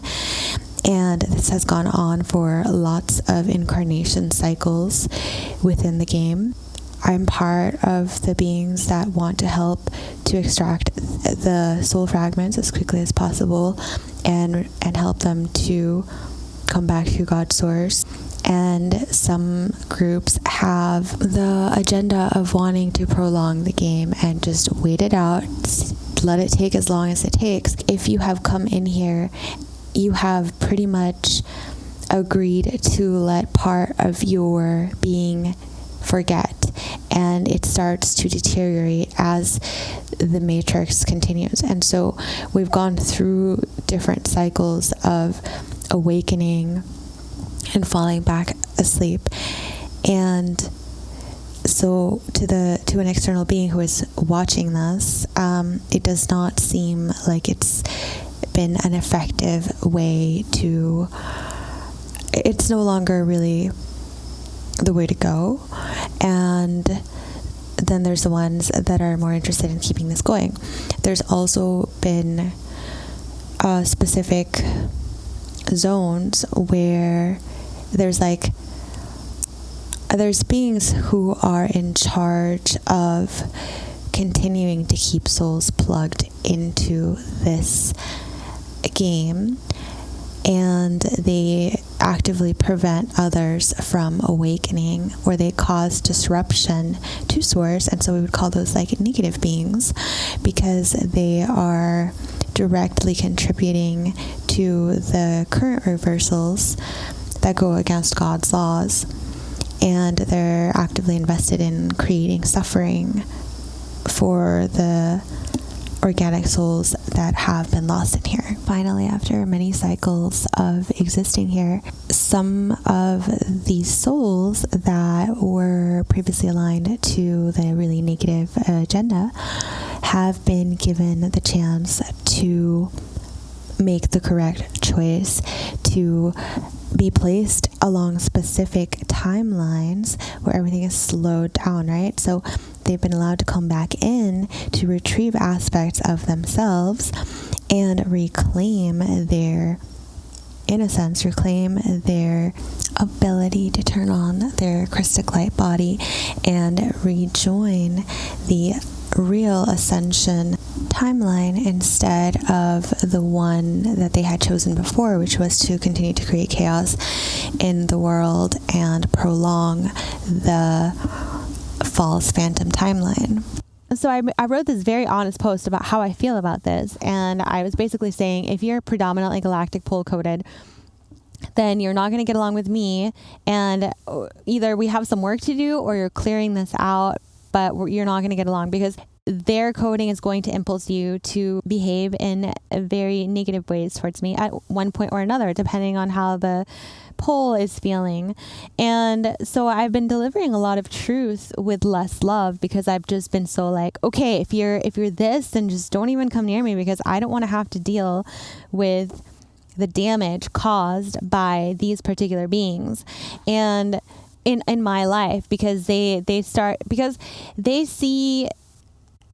see people who carry codes to wake up the masses as the enemy. They can see people who are more on the ascension path, the real ascension path, which is to go all the way up and out of this matrix. And by out, I don't necessarily mean like we're in something. I mean to expand your awareness outside of the egg that this game is. That type of expansion is the evolution of consciousness. That is the reclamation of our spirit, of our souls. That is us understanding true universal oneness and God alignment. That is us choosing the laws of God so that we can extract that which has been tangled within this matrix and is now allowed into the larger aspects of existence without being a threat to the other beings, because we understand the laws and we understand oneness. It's just how deeply are you listening to your higher self? How deeply are you tapping in? And so I was very honest, and I think I might have triggered some people. And generally, I don't care about triggering people. I only care if it's people that I love. And so love can also be an infiltration in the sense that when you love people and you, like I said before, you don't have those boundaries, then obviously you're going to allow them to behave in ways that are probably not so great. You're going to let them slide with some sneaky behavior, and that's not good. It's not good for them. It's not good for you. And so what my higher self was telling me is that I need to add more love. So I think I might have offended some people who might not agree with me. And so I just need to be delivering truth with more love. Because another thing that I realized when I woke up this morning and I had all of these like tags and implants, essentially, they were tiny like nanotech implants, that the person who had placed them there, like, first of all, I received them. The person who helped create those was a loving being. And the next part of it is that when we are acting in this realm, we're dealing with fractured consciousness. And so fractured consciousness can be hard to deal with because you are basically dealing with traumatized children on so many levels. So what do traumatized beings respond the best to? And that is love. You're dealing with different aspects of their consciousness. So a lot of times what happens is that this is especially also why they go after children, is that they traumatize these children in one way or another, either by placing them in really horrific home situations around really abusive people, so that it fractures the consciousness. And then through these fractures and cracks, that's where they can steal away soul pieces to power their dark grids. But also, this is what happens to the being. So like when they step away because some aspect of them cannot be with the reality of what is happening, and they step away, then that allows other beings to step in. And so sometimes they are using a body. Sometimes these people are soul shifting. And then sometimes people are actually very, very fragmented. And so they have multiple entities, multiple beings, multiple dimensions, multiple consciousness using that body to have an effect on the masses. My real goal and aim in communicating all of these truths is for us to be more free, for us to rejoin the one God source that loves us all unconditionally. And so that is my real intent. And I realized today that I need to infuse more love into the way that I communicate. The way you deal with fractured consciousness is with love. And that is why love is such a huge unifier for all of the dimensions.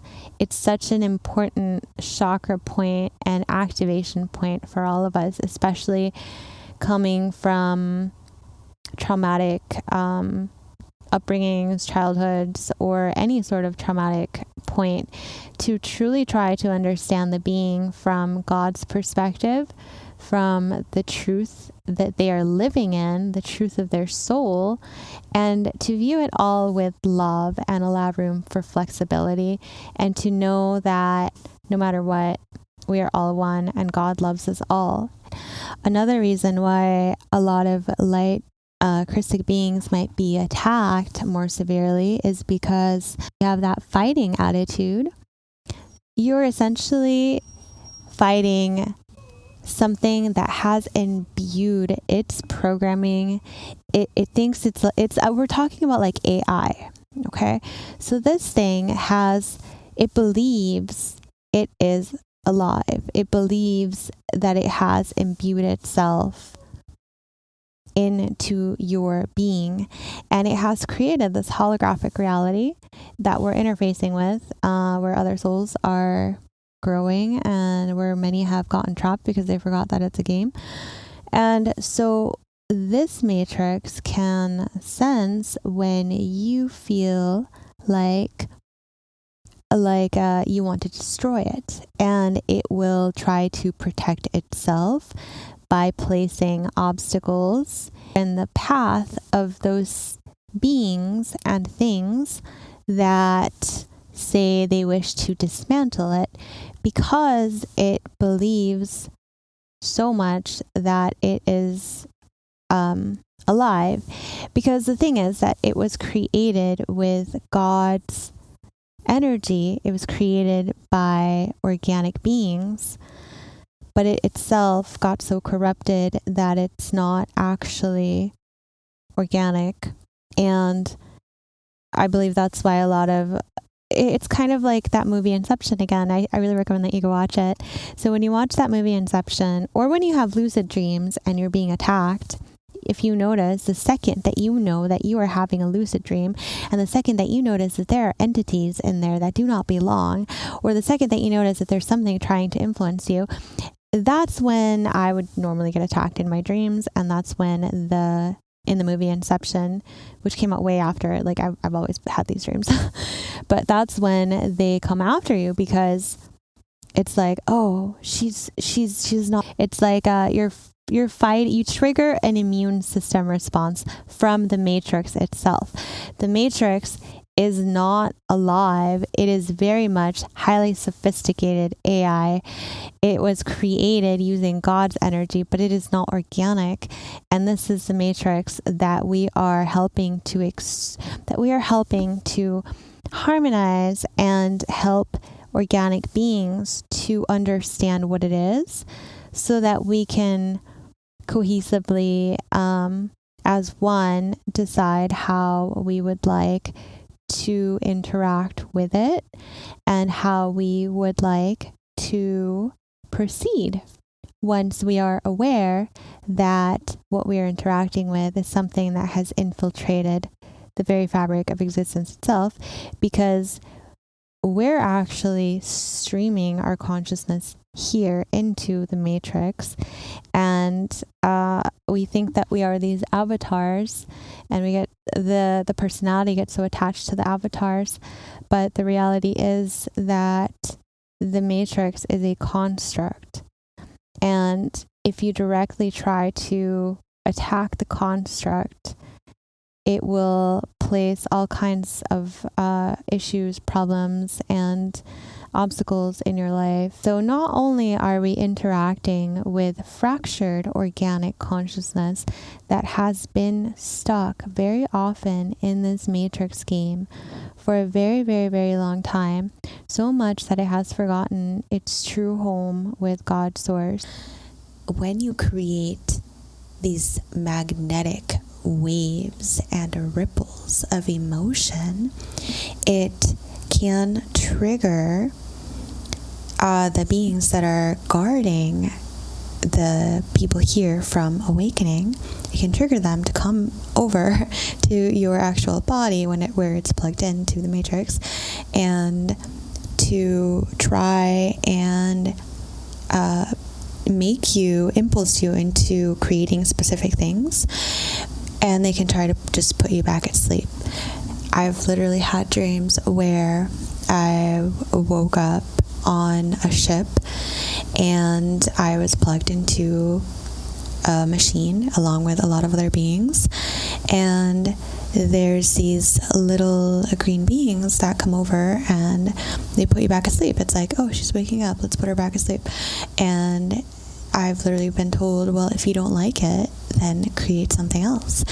And so it's kind of like if you start if you fight it, then that's your way of dealing with it. Then you will trigger these beings. There's many different kinds. You could perceive yourself as waking up on a ship and see the beings that sort of run the ship. There's different types of them, but some of them are more like a very advanced AI as well, and some of them are actual beings with souls.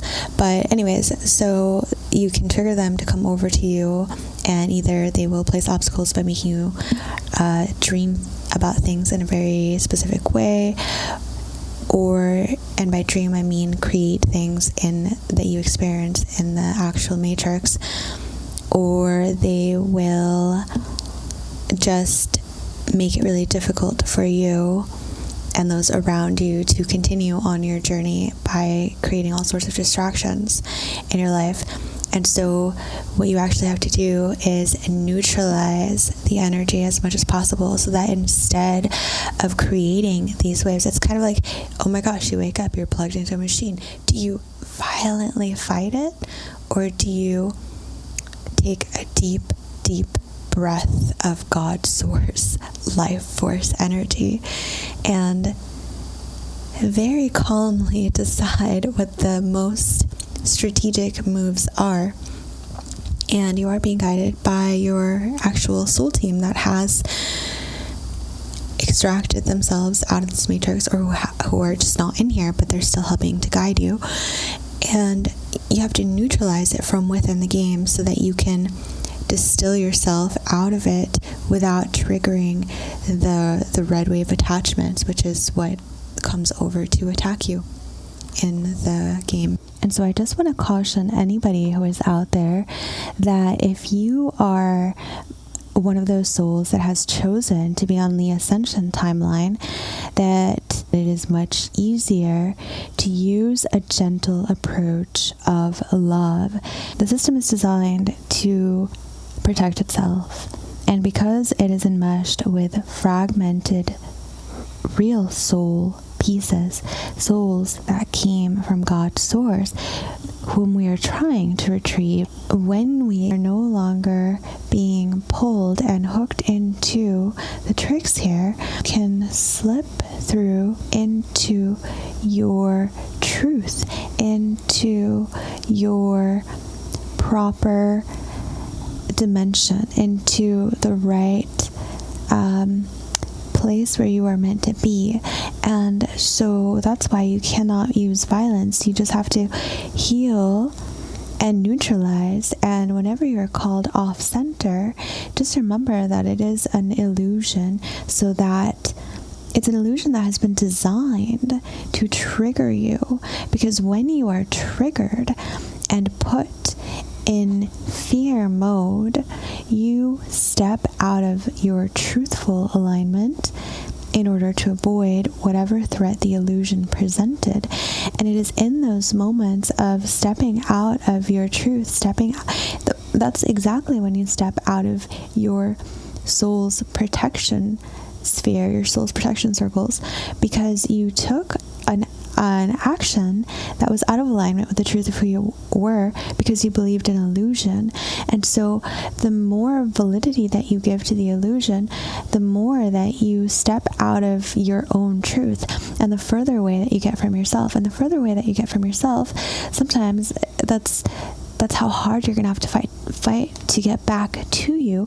And when I say fight, I just mean be strong in your own resolve to neutralize everything that comes at you, everything that is trying to trigger you, to have a reaction, to waste energy, to make the wrong move. And by wrong, I mean the move that does not accurately represent who you are at soul level. Those really are the only two absolutes that are relevant for your experience right now. The absolutes being empty or full. Absolutes being, am I accurately representing who I am at soul, or am I not accurately representing who I am at soul? If you're presented with various choices, ask yourself, in which path am I most accurately able to be the fullest version of myself, thereby fully expressing my authentic soul as God made me to be? That is the most aligned choice for you. If you are presented with choices that do not allow for the fullest expression of your soul, that actually limit you or prevent you from fully expressing who you are, those are choices that are probably being based off of some form of fear.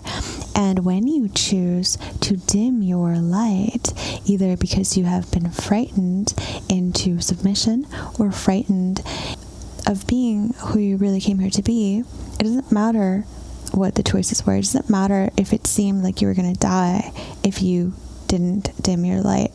The point is that every time, in every lifetime, in every choice that you make every single day where you do not choose yourself fully, that is a choice for lack. So if you're sitting there wondering, like, why is your life lacking all of these things? Why are you not manifesting abundance? Why aren't you manifesting the things that you say you want? Here's why. Because how many times during the day are you accurately choosing to represent your truth, to be your authentic self at soul? How many times are you dimming your light? Every time that you choose to, for whatever reason, and fear is a very good constrictor. When you are constricting the life force flow of the universe, of God, through you, then that is a choice that leads to limitation in one form or another. And a limitation could come in various ways.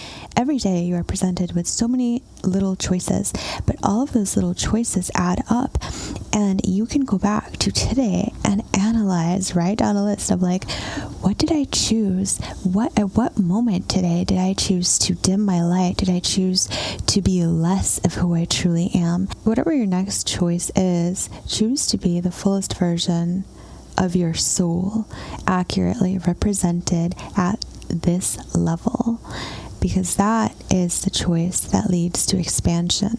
That is the choice that is aligned. That is the choice that allows your vessel to be fueled and filled by the streaming life force flow of God's energy.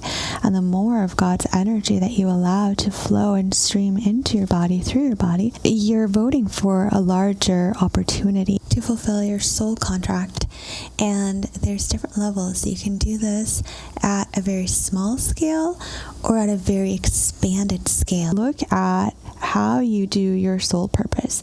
And if all you say is, I want to be in alignment, I want to be in alignment, I want to be in alignment, and you're not specific, then you will get handed, because of the nature of this matrix, you will probably be allowed to be in alignment, but it will be at a very small level, especially if there's fear abound and you haven't alchemized the other limiting factors and blocks, and you haven't chosen yourself more fully.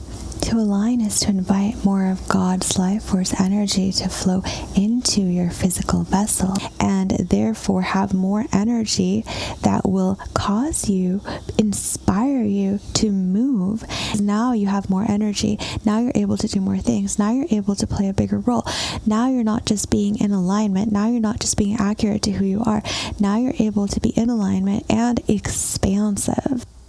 So I wasn't really sure how to end the podcast because my mood switches up quite a lot, and I record it in like snippets, whenever I can.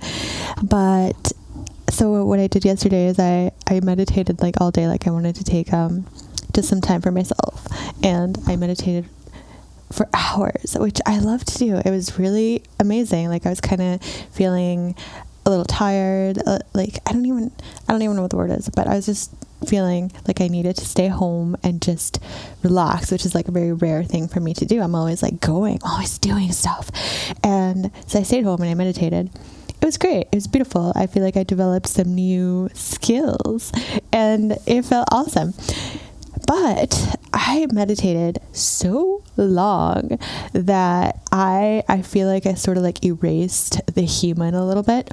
And then I had no motivation to do anything. I was just like I was like, meh, it's all good, like everything just felt like great, but not great in like a you're enjoying the bliss. It was like, meh, there's nothing to do. Everything's like just awesome, but it's like, it just kind of like killed my motivation. And so that was yesterday. And then, I kind of felt like I wanted to get my motivation back. So then this morning I was scrolling through Instagram and I found, I don't know who it was, but I found this guy who was playing like rock music, like old school rock music from back in the day, and it was like metal music, and I was like, yeah, I miss this. I actually felt something, and I was like, yeah, angels just like there's a reason why angelic beings, and all of you, actually, there's a reason why we're on earth, and there's a reason why things are not quite perfect in our lives, because it's part of the whole movement, like I could definitely see how if you rejoin into like fields of bliss and oneness, it can get a little bit, I don't want to say boring, but there's some component of my humanity that I guess probably didn't get like melted, maybe my body, I don't know, yesterday when I just like meditated all day. And so just finding like that contrast of, because I used to really love like metal music and like just stuff like that, and it just like brought it all back to me, and I was like so happy and excited, and I felt something that wasn't just like oneness. And so I just want to bring that awareness into the present moment as a way of probably like ending the podcast episode, because I wasn't sure like what to say at the end. I had actually recorded another version, not another version, but like another part that I wanted to add, and it was about light being sort of like a trick. And I might include that in like a different thing, but I kind of just, I like this part better. And so I was listening to that, and it made me think about all of the things that are imperfect in our lives. And if they were perfect, then we would probably, not have something to do. Like if everything was perfect, there wouldn't be anything for you to do. So in a way, it's like me saying, there are ways to love the work. And when you merge with God to a certain level, obviously I still have a body, you're probably going to crave to come back and help people. And that's another thing. It's like you as an angelic being love the darkness because it gives you something to do. It gives you contrast. And that's the thing about still existing in this universe, the whole concept of like seeing evil in front of you reminds you of your own light and how you are at the time saying you are not that.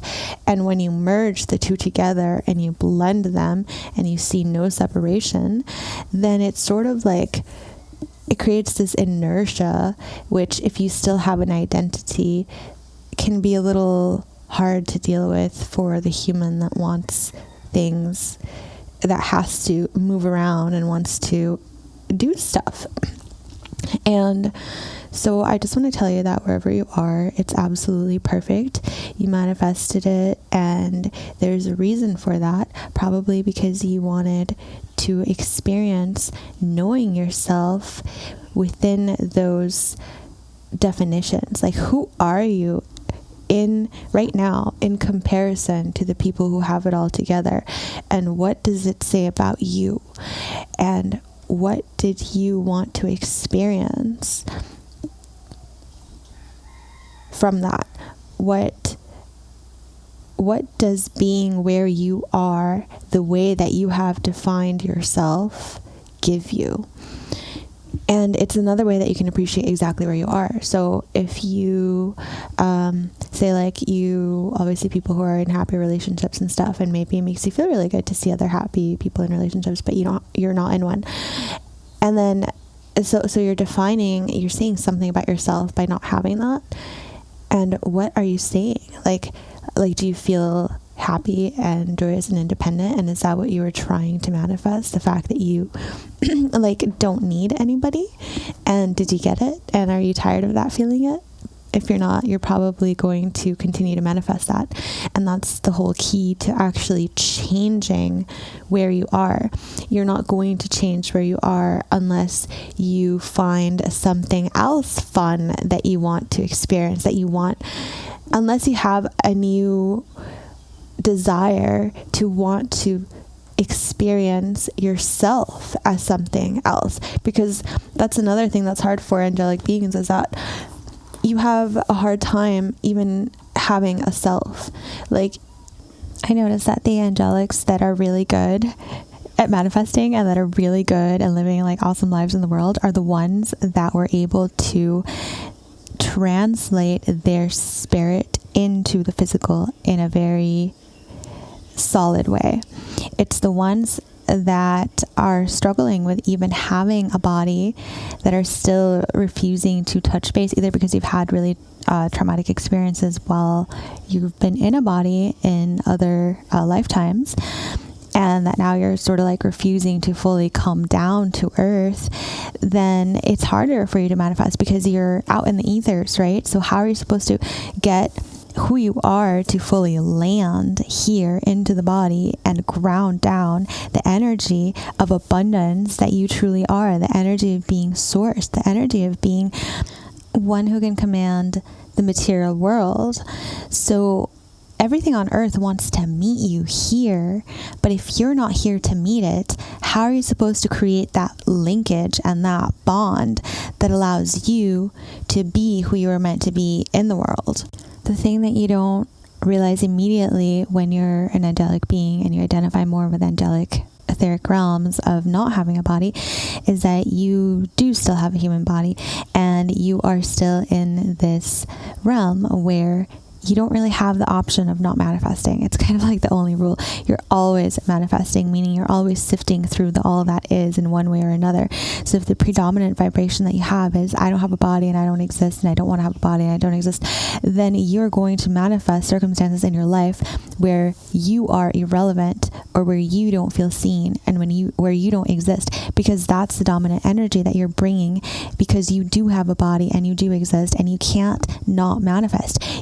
That's like the only rule right now, that you're manifesting no matter what. And so the only thing that you can really do is control the direction in which your consciousness is moving. You cannot stop it. You can only slow yourself down by creating obstacles and moving in ways that are out of alignment. So it's more like a zigzag pattern, or you can choose complete alignment and then move as quickly and as fast as you want within the all. But that is the only thing that you cannot do. You cannot not manifest. You cannot stop yourself from living this experience. Because the harder you try to stop yourself, all you're doing is creating experiences where you are not relevant. And that is still something that you are manifesting. So take joy in the type of freedom that allows you to be in alignment with who you are at soul.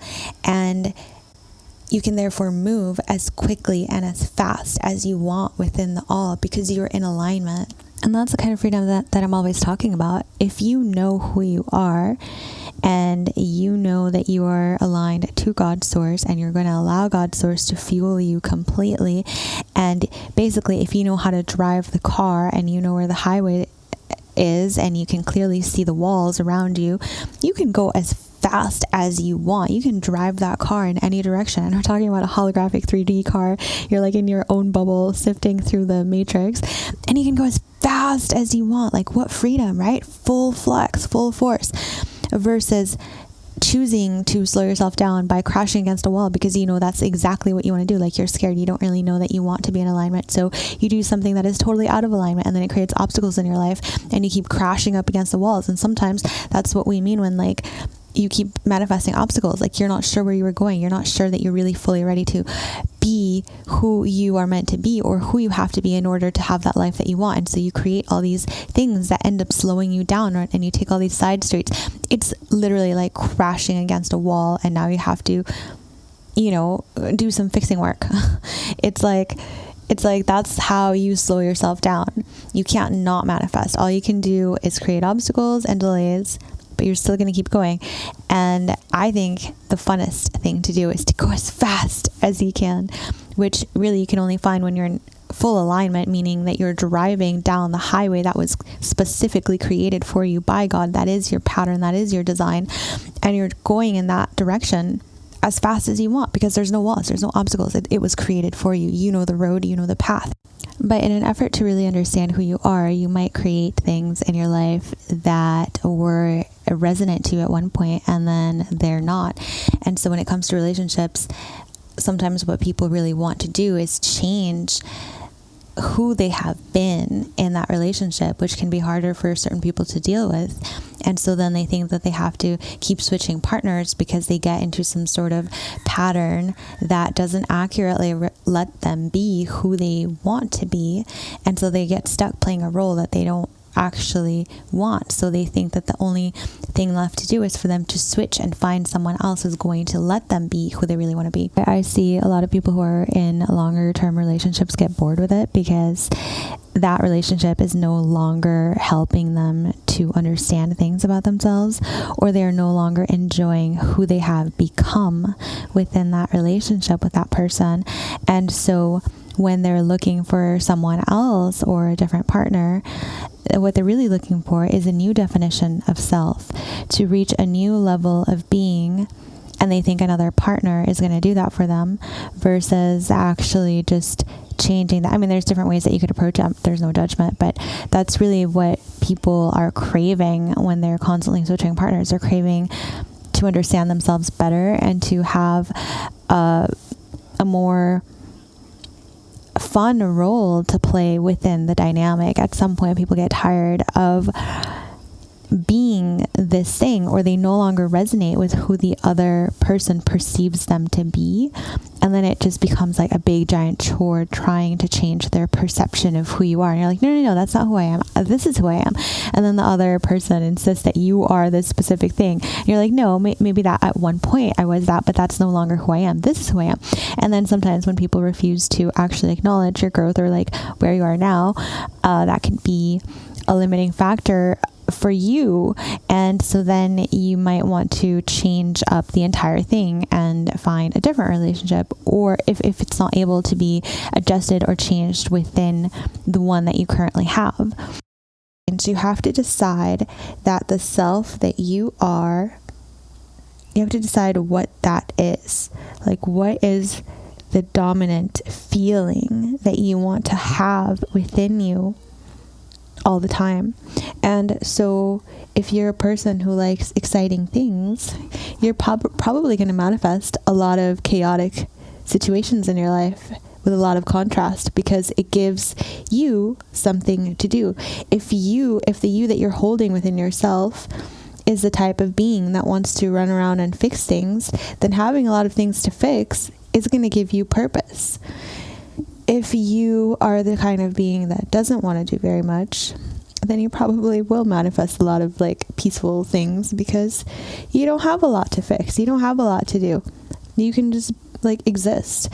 And so if whenever you want to create something different, you have to understand, and on a very subconscious level, you do understand this and you get it, but you have to change the definition of who you are in relationship to your environment, because that's what's always moving and driving everything.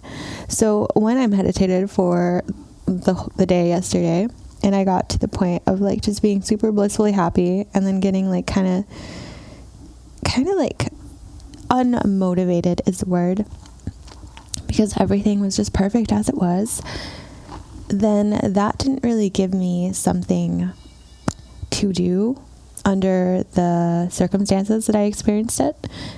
And I'm sure it's different in like actual heaven. But so when you say that you want to manifest something specific in your life, you're not trying to manifest that external thing in your life. What you're trying to create is a new definition of who you are right now in relationship to everything around you. That is the hardest thing to change, is who you feel you are. And that's why children have a much easier time doing this. And why they're often seen as stem cells. And that's why when you really want to change that, you want to connect to your inner child, because your inner child is so flexible about it. They're not so like, this is who I am, That's also why it's harder for, like, say like if you've always felt like you were a warrior in your life and you were always fighting, and that's, you were like in the environment around you required you to develop certain strengths, and say that now you, for some reason, you want to decide to manifest a more peaceful life. And so externally you think, I want a peaceful life. But then inside you feel like a warrior. You are a warrior. You are strong. You have developed and sharpened your skills for fighting. And so how are you supposed to manifest a peaceful life when you have such sharp weapons within you, right? So you also have to learn how to put your weapons down and retract those claws, and actually learn that it's okay to not be a warrior 24/7, and that it's okay to relax. And this is funny because I also resonate a lot with like Capricorns, and we're always doing stuff and we want to get shit done. And so I have a hard time relaxing unless I did enough work to where I can't be productive anymore, and then I want to relax, right? But it's like there's so much to do. I want to do all these things all the time. Like I always have amazing projects that I'm developing. And so if I get to the point where I manifest peace, I'm just like, well, this is kind of boring. Like, what else can I do? Because my inner being is set to, let's do stuff. Let's accomplish things. Let's fix things. I've been in like doing mode, but also I was born under certain stars, which was also chosen. But it's like, if I wanted to manifest peace and relaxation, then I would have to change the being that I am and set myself to like relaxing mode. It's okay to relax. It's okay. And then I change, not actively, but you have to like allow yourself to just be like, okay, cool, I can relax now. And sometimes it does take like that switch, and you can do that. But that's really what you're doing when you're manifesting something external, and that's what you want. You're not wanting to, you can't just say, I want peace or I want like riches. You have to understand that what you're shifting is the inner feeling that you have. What you're shifting is your inner sense of identity. You have to be the kind of person who is happy in a peaceful environment, who enjoys that peaceful environment. You have to be the kind of person who, if you're trying to manifest riches and you've always felt that like being rich was really hard, or it came with a lot of responsibilities that you're not willing to deal with, then you can't just say I want to be rich and then not be worried about how you're not manifesting that. You have to be the kind of person who is okay with holding a lot of responsibility in order to manage everything that comes with that external thing that you want. So you have to think about all of the things that are negative that your inner being might not really want to deal with in relationship to that thing that you say that you wanted, because that's what's blocking you. That's what's stopping you from having it. That your inner being is not okay with having who it has to be in order to have that in the external. And the other thing is that sometimes your perceptions of who you would have to be in order to have something might not be accurate. And you can analyze whether they are the truth or not, but it almost doesn't matter, because it's how you feel about it. Like if in your mind having that external thing comes with a lot of issues that you're not ready or willing to deal with, then you're not going to create it. It doesn't matter how much society tells you that's what you should have. It doesn't matter how much you want it on the surface. If the internal you, the real you, the subconscious you is not ready to deal with what it thinks it has to deal with in order to have that, then it's not going to make that shift. Which kind of reminds me of this other meditation that I had a long time ago. It was like a lucid dream where my guides took me to this amazing planet, and there's a lot of golden Buddhas floating. They're giant, beautiful beings floating in all over the surface of this world, and they were all in deep, blissful meditation, but they still had these giant golden bodies. And usually when my guides take me somewhere, I'm still very much a child in that aspect, in those astrals. And so child me, which is like the subconscious me, was looking around in this planet, and I was like, this is so boring. Like, this is what I said to my guides. I was like, this is boring, because it was so blissful and peaceful, and everyone was like, oh. and then we went to other places, but then I woke up, and in my logical mind I'd be like, no, take me back, that was heaven, that was amazing. But obviously there's an aspect of me that thinks that perfect bliss and peacefulness is kind of boring, and so it's here on earth, still having a body, having to battle demons and put them back in their place, because I have that inner warrior, because I'm like, I identify with heavenly things, but I also really like playing around down here in the world of polarity and, like wrestling some demons or something, So I'm willing to deal with whatever it is I have to deal with here on earth in order to have that experience of like excitement, apparently. And I think a lot of us could relate. So this is probably the most valuable thing that I could say, I think, today. I want you to try this exercise. So you're going to draw 2 circles, make them big, like take up the whole page.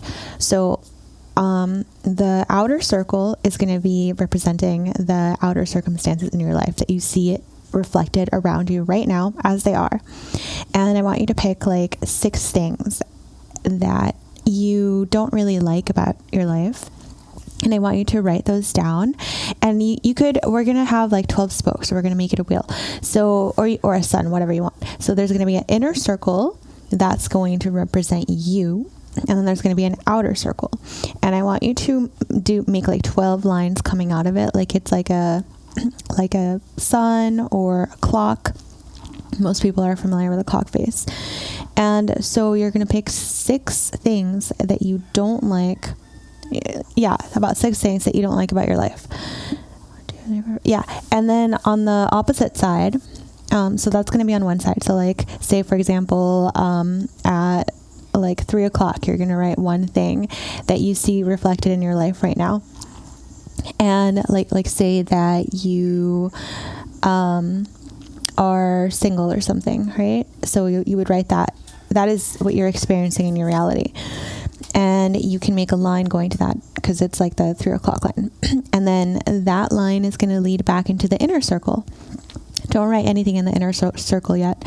And then on the opposite of 3 o'clock, you have 9 o'clock. So at 9, you're going to write down the opposite of what you had on the other side. So if you're dealing with a single thing, so you have single, and then you have like a partner on the other side.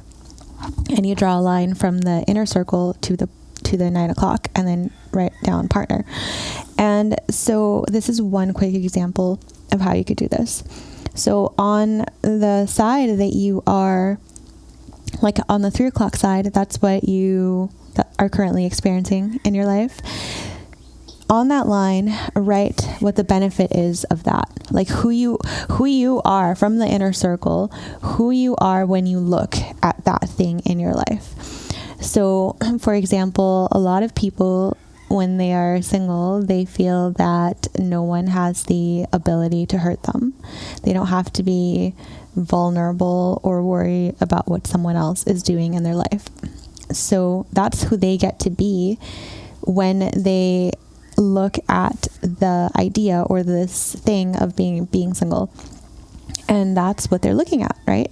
So on the opposite side of that, if you wrote down partner, on that line, I want you to write down how you would have to feel, or who you would have to be, you personally, not anyone else, in order to have that in your life. Okay, because you're looking at the relationship that you as the inner circle have with the external reality. So if you're doing the partner thing, you would probably have to feel, you could write down something like, you'd have to feel strong enough to be vulnerable with someone else. You'd have to feel, I don't know, like maybe if you're a man, you'd have to feel like a provider, like you have something to offer. Or maybe if you're a woman, you'd feel like you would have to, feel good about your body or whatever, or feel good about how much time you have to spend with someone. And so just write that down on that line. And I want you to do this for like 6 different things, because as you can see, we're playing with polarity here. So on one side, you have the thing that is in your life. On the other side, you have the thing 180 degrees from that. You have the thing that you say is not in your life that you want, or the polar opposite of it. So write that down for whatever the different things are. And on the lines leading back into the inner circle, you'll see that is who you are having to be. That's your relationship to the manifestation that you're seeing in your life right now. And if you want to change the manifestation's polarity, so let's do another example. So like right now, because I don't know if I told you guys about this, but I was in this accident. And so, well, maybe let's not do the car one. Let's do one that's more relatable. Okay, let's do freedom versus no freedom. This is a good one. Okay, so on one side, I'm on the external reality. Let's write freedom. I'm using like the 1 o'clock freedom. And then I'm going to draw a line to the inner circle. And then on the opposite side of that, I'm going to write no freedom. So that's going to be at like 7. And so on the lines leading to the inner circle from the freedom side, so if I have freedom, that means that, you know, I don't have to be a people pleaser. I come first. I can do whatever I want and I feel great about it. And I just come first. That's the first thing that came into my mind.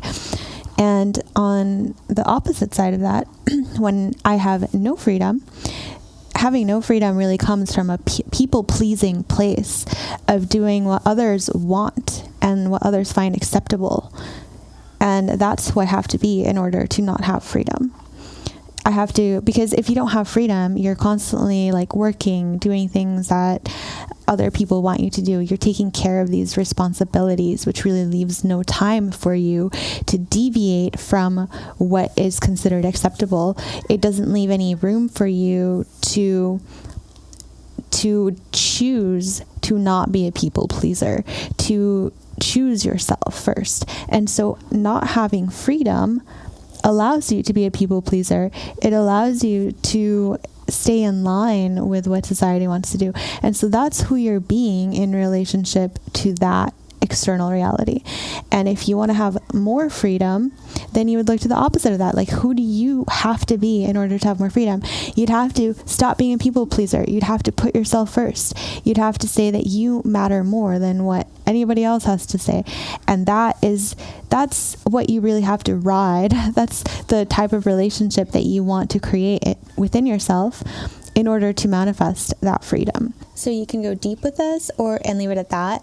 And you can also dive further in, because what you're really going to come up against, or not against, but what you're working with is the inner child within you that at one point had to be those things in the world in order to survive and in order to find safety. So there's an aspect of you who survived by being a people pleaser. So that's the one that you have to help to feel safe. That's the inner child you. So like in my example of going into that other Buddhic world where everybody was peaceful and safe, and the inner child me was like, this is so boring. So that's who. So how could I manifest that type of peace if there's an aspect of me that finds it boring? So how could you manifest freedom if there's an aspect of you that does not feel safe in having to choose itself first and having to deviate from being a people pleaser? What you're coming up against is the programming that you received or that you developed due to your childhood. And so that is the child you that you have to help to feel safe in becoming who you have to become in order to have freedom.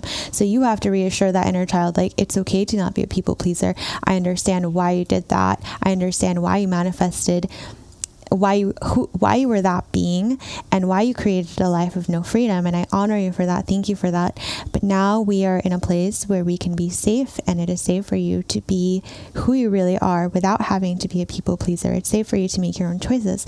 It's safe for you to express who you truly are, and you don't have to worry about not surviving because of it. You don't have to be persecuted because of it. And so the more that you can reassure this inner you that is holding on to the old pattern, that it is safe and that it can let go, and that you honor it for who it was and who it had to be, and because of who it was and who it had to be, that you honor the manifestation that it created within your adult life now. And when you reassure and love it, you can lovingly say to it that it's okay to change. And it reminds me of when I'm sending, we'll say demonic forces, but beings who are out of place, disembodied beings, back to the proper astral realm. So you can either do it forcefully, you can do it quickly, or you can just command it.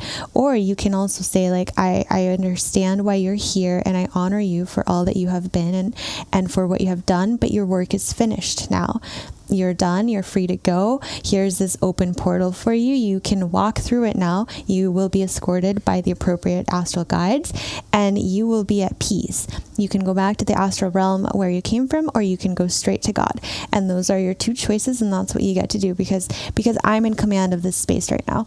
And so that's kind of what you have to do within yourself. You can be kinder to your inner child, of course, but it's pretty much what you're saying. You're saying, I honor everything that you have created for me. I understand why you did it. Thank you so much. It's no longer necessary. And I am in command of this space now. And I say that we are safe to deviate from what everybody else wants to do. You don't have to be a people pleaser. This is what we're creating now. So you can feel free to let go of that need, and we can just send that through the portal, and it's gone. This is what we're going to focus on now. And then you can focus on the polarity of the thing that you do want to choose. So in this case, it would be freedom. And you can focus on being the person who is comfortable in your relationship to freedom. You are the type of person who is comfortable not having to please everybody else around you. You're comfortable putting yourself first. You're comfortable making your own choices and being the boss. You are happy in that. And so all you've really done is you've sort of like exercised the inner demons that were holding on to the old pattern, and you've told them thank you, and you are released now from holding on. It's like you're no longer gripping that old paradigm. You've let it go, send it through the portal. You could even imagine it like how I just said, and then focus on rebuilding the new. But again, if it is your inner child, you want to infuse more love into it. And it just depends on your own urgency, but always infusing it with love is what helps the inner child to feel safe and happy and more willing to cooperate with you instead of run away and hide. And so I really just want you to notice how it's two polar opposites, and it's not really about the external result. It's about who you're being. And then the external result just appears on the holographic sphere of the reality around you. And you can do this for different stuff in your life. And when you do this, you'll realize that you're really just playing with polarity. Like, if you can make this a game and not take it so seriously, like, oh my God, this is life. Okay, you have lots of lives. It's okay if you mess up one or a few or a bunch. I'm kind of kidding. But you're just playing with polarity. You're learning how... You're kind of like a child, like an energetic child that's like, oh, I can do this. Let me push those boundaries. So as you're playing with polarity, you get to decide what your relationship is to the external thing. But you can also just see it as a game. Like, what types of energies are you holding within yourself? And so I know I didn't talk about the inner circle, but if the inner circle represents who you are, it represents your beingness, right? You're like the little sun that's deciding how you're going to manifest all these things outside of you, how to play with the polarity of those two themes that are polar opposites. So you can take two approaches when you are doing this. You can just be magnetic, and being magnetic, it's all it is. It's like you're being that. And so it could be a shortcut if you do it right. So when you're being magnetic to the thing that you say that you want, you don't necessarily have to like address why you were choosing the polar opposite and dig really deep. You can just be the new energy. So you could just, in the freedom example, you could just decide that you are the kind of person who can choose themselves first and feel good about it, who is just not a people pleaser all the time. You can just be that and not question it. So that's kind of a shortcut if you're able to do it. Sometimes the underlying feelings will also magnetize not so great situations when you're being, and you don't address, like, if you're suppressing other deeper things. But the other thing that you can do if you're not comfortable with being magnetic, or it seems too like woo-woo and crazy to you, you can also be on the doing side. And doing is more like you're taking action. So you can ask yourself, how do you get to feeling that, or how do you get to becoming that person who is manifesting that reality? So in the case of the freedom thing, how do you get to feeling that? What can you do in order to feel that way? So write down some action steps that you could take. by doing, I mean that you have to consciously tell yourself, oh, this is what I'm doing, versus when you're magnetic and you're like, this is just who I am. And you like fully embody that, which like I think Geminis are really great at doing. They're just like, oh, this is who I am now. And then you just embody it and you take on the character role. But if you're at the doing stage, it all adds up to all of the little small steps that you take every day. So you could practice saying, without filtering it, exactly what you want. Like say you go to the coffee shop and you want to order something and you just say exactly what you want, and you practice that. You tell people exactly what you want without hesitating, without stopping to think about like what their opinion of it is. And I'm not saying be insensitive or be mean or be rude. I'm just saying like that's one step that you could take that's closer to you expressing your own freedom. Like always be honest about your own true opinions. But if before you were like too considerate, you were too you're pushing the external energy that you are trying to outside of yourself in a way where you're trying to like control other people's opinions of you. And so you monitored and managed how those people perceived you, and that's where your focus was externally. Well, then now you're bringing that back in and saying, this is what I want. And you don't stop to think about how other people are going to perceive it. You just do what you want. And you can practice doing that every day. And that's okay if you're in that space where you're like, no, I have to do what I want. And then that's you doing things. But it all adds up every single day. And you have to consistently do this and get comfortable being in that feeling. And if you choose to go the magnetic route, then you just are, and you just embody that. And that will take active effort. So usually if you're really trying to change the external circumstances, I would suggest that you do a combination of being magnetic about it, just practice embodying that feeling, and also the action steps. And usually these will drive each other. Like if you're just magnetic, you sort of take out the thinking, and you don't really have to think about what to do because you're just being it and you're just there. It's like that quantum leap shortcut. But if you're not there yet, then you can still be working towards that manifestation or towards changing that with that inner feeling within yourself by doing stuff. And the doing part can take longer just because you can do a lot of doing. And if you're really, really not ready to create that external reality the way that you say that you want, and if you're really not ready and not addressing the emotional aspect of it, then you could just basically keep yourself busy and still not get the thing that you say you want. So that's kind of why you don't want to stay stuck in just doing and taking action. You really want to practice the magnetic aspect of it, which is just being, and then you let your beingness drive the actions naturally without having to put all this effort into it. It's just natural. And when you first practice being magnetic about something, it's almost like you turn on this superpower of just like, I am this being, I am this thing.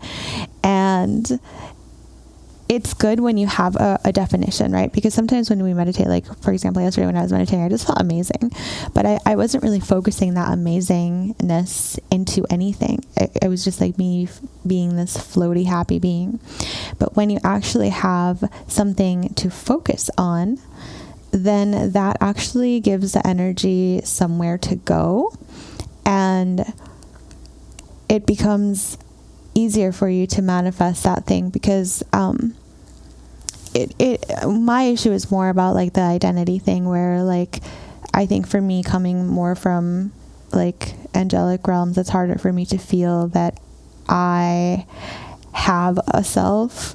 So I feel like I still, even when I talk about people and when I look at charts and stuff, I can very much identify with their solar chart perspective and in synastry and all of that. I feel like how the sun chart looks, that's how I feel towards people, much more than the earth chart. So that's the thing for me. It's that I sometimes resist doing the things that would make me feel more embodied, that make the body denser, unless it's like something very blissful. And that's the other cool thing that I found out, is that I like my Mars, where it's at. It's I'm very motivated. And that's something that you can look at in your own chart. Where's your Mars? That's how you get motivated. For me, my Mars is in Scorpio.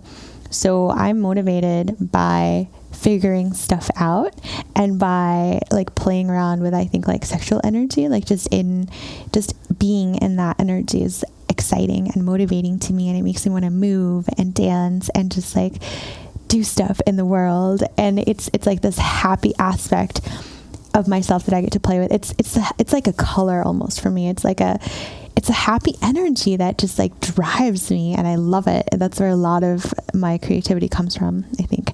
But for other people, it could be different, and it's just something good to look at. But yeah, if you do so much meditation that you sort of like get rid of your Mars energy, it can be hard to feel motivated unless you have a very good, strong sense of self. I find that that's another reason why it's another issue. Maybe we should do a different episode on like the pitfalls of manifesting certain things.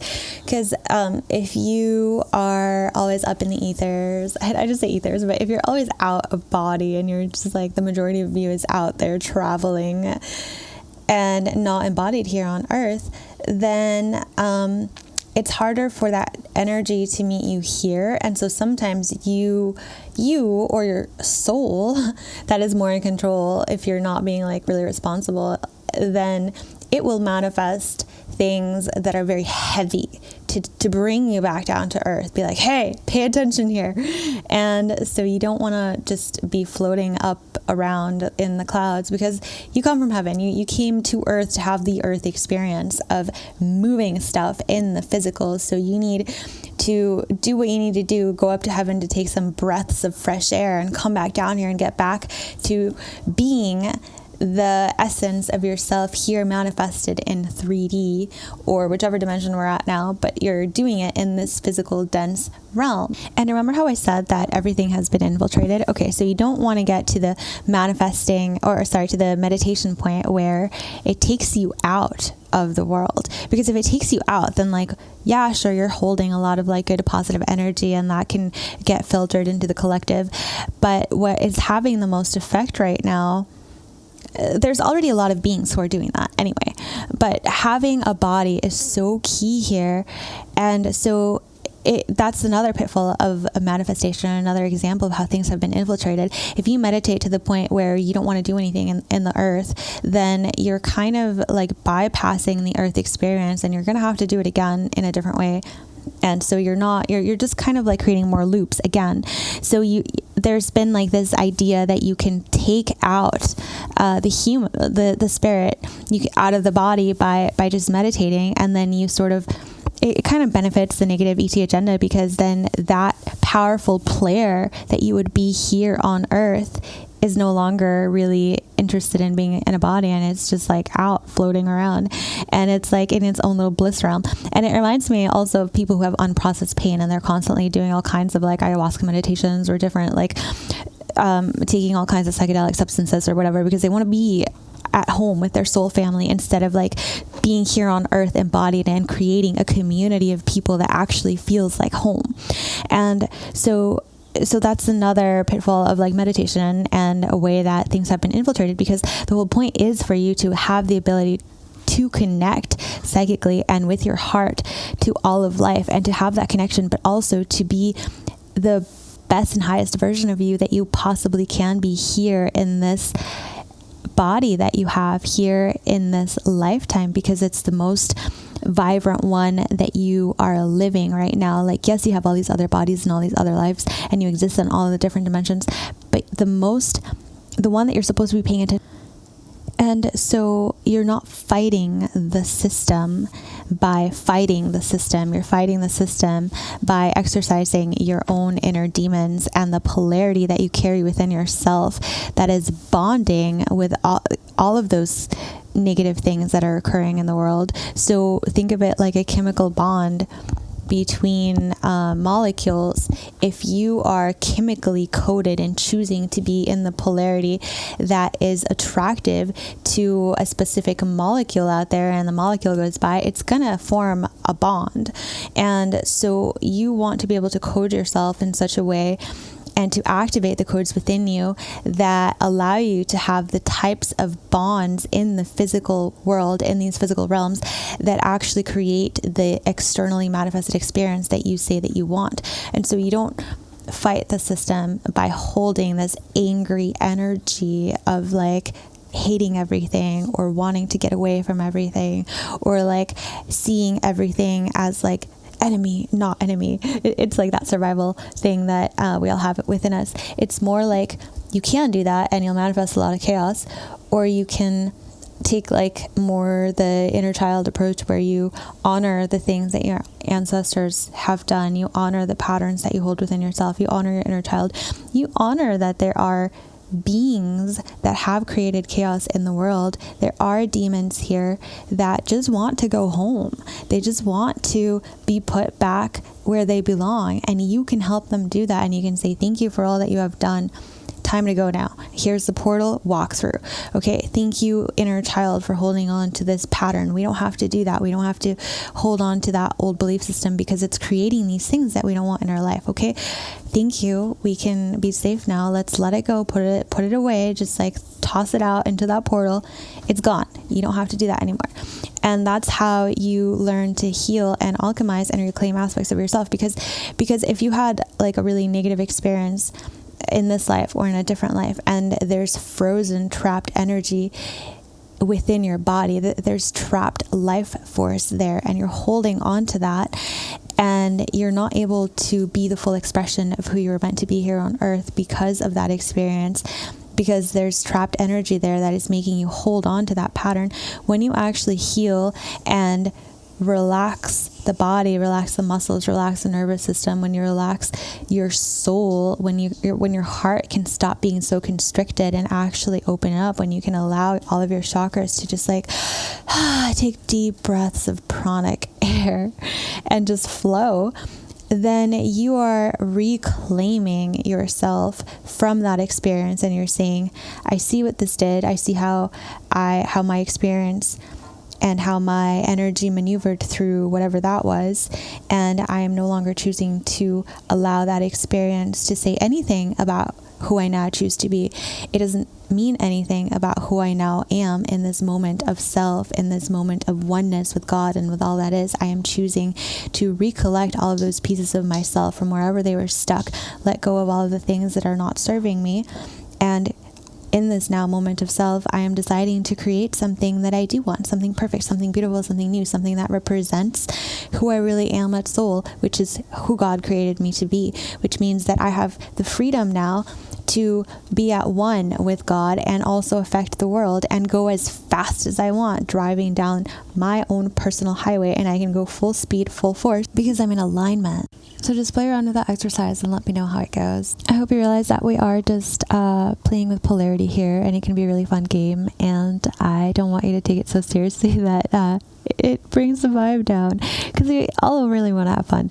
And also just remember that this is a way of turning on your cosmic power to reclaim your oneness with God and your ability to be that central sun within yourself. And as that one that is in alignment with itself, that is in connection with itself, you can come to the driver's seat of your life and decide which way you want to go, knowing that you are playing around with polarity and that you can decide to experience things in a positive way in relationship to you or in a negative way in relationship to you.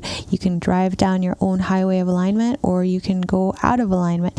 But the only real rule is that you will continue to manifest no matter what. So you might as well choose something, because you're already in a body. You already started the cycle. So it's going to have to play out, and you're going to have to finish it. So why don't we do something fun and exciting? It's really all up to you. Some of us realize that it is through the conscious alignment with God's source and through manifesting a lot of the things that we do want that we come to understand our role in the world is really to be stewards of this planet as best as we can. And this is how you heal that inner child. This is how you heal the ancestors, because it's not just about you manifesting as one being you in service to self. It's you manifesting in co-creation with God, realizing that your manifestation affects everybody around you. How is it affecting the people around you? And if you have the ability to affect the environment around you, then what do you want to create? What kind of world do you want to live in? And how do you want to use your ability to have these powers in order to take care of the earth and the people and the animals around you? How can you create new systems of growth that support all of life and not just you? Because you will get tired and bored of manifesting things and having things go your way constantly when you don't involve other beings. It's kind of like you being in heaven all by yourself. It's like, well, yeah, that's great, but like, I want my friends to come with me and I want us all to have a good time. So then you're going to extend yourself and you're going to be like, hey, let me show you how to do this. Or do you see this amazing thing? Like, that's the first thing that we want to do when we find something cool, right? We want to share it with someone else. So share your manifestation power, share this ability with all of your friends, so that together we can affect the world in the ways that we want and create something amazing and beautiful. And that is the power that we have as angelic beings in bodies that we have been frightened out of our bodies for far too long and let the demonic aspects run around here, creating chaos for our beautiful Gaia, for our beautiful planet. And if you're one of those beings who absolutely love her, and I know that I'm definitely here for the earth, because nothing gets me in my heart more than seeing beautiful, cute pictures of animals. I just love animals. I cannot be angry around animals ever. So in service to her, to this earth and to this planet, I've chosen to be in a body so that I can affect things around me, so that I can help heal the primary species who is, or one of the primary species who is affecting the planet. And I mean, there's many reasons why I've incarnated, but that's definitely one of them. And that's probably why you have too. So I hope that we can all move together in the direction of learning to master the inner chemistry and become the inner alchemists that we need to be in order to fully embody our spirit here on this realm and affect the world and create an amazing heaven on earth type of experience that helps everybody around us and bring all our friends along if possible, right? And this is how you turn on your cosmic power, by healing and remembering that you are at one with all, that you are at one with God's source, and knowing that you can't be frightened out of your body anymore. You came to the right timeline in order to be in a body. And it doesn't matter what they're throwing at you, the evil demonic forces, you can overcome it. They are tricks of the light and illusions that they will use, because if they know that you can see them and they know that you can perceive them, then they'll try to mess with you in a specific way. And so you have to know who you are so strongly that you do not allow their illusions to trick you out of alignment in order to protect yourself against some perceived threat. You know who you are so strongly that you understand that they can only frighten you out of your own protection circle, but they can't actually come towards you. And so when you stay centered and aligned, that is when you're the most protected and the most powerful. So I hope that was helpful, and I will record another podcast for you soon. Let me know if you have any questions about anything, or if there's topics that you want me to cover. Send me a message on Instagram, and I will talk to you soon. I hope you have an awesome week or whatever, and have fun learning who you are at core and manifesting things. And feel free to switch up your music style every once in a while. Go for that metal or that classical or whatever. It's fun to figure out who you want to be in relationship to all the things around you. Use it as inspiration if you don't think it's something that you're in full control of, even though you are. It's like allowing that new imprint, that genetic mutation to come in and be like, wow, what does this create, right? It's all a fun game. So happy manifesting, happy discovering, happy playing around in polarity. I will talk to you very soon.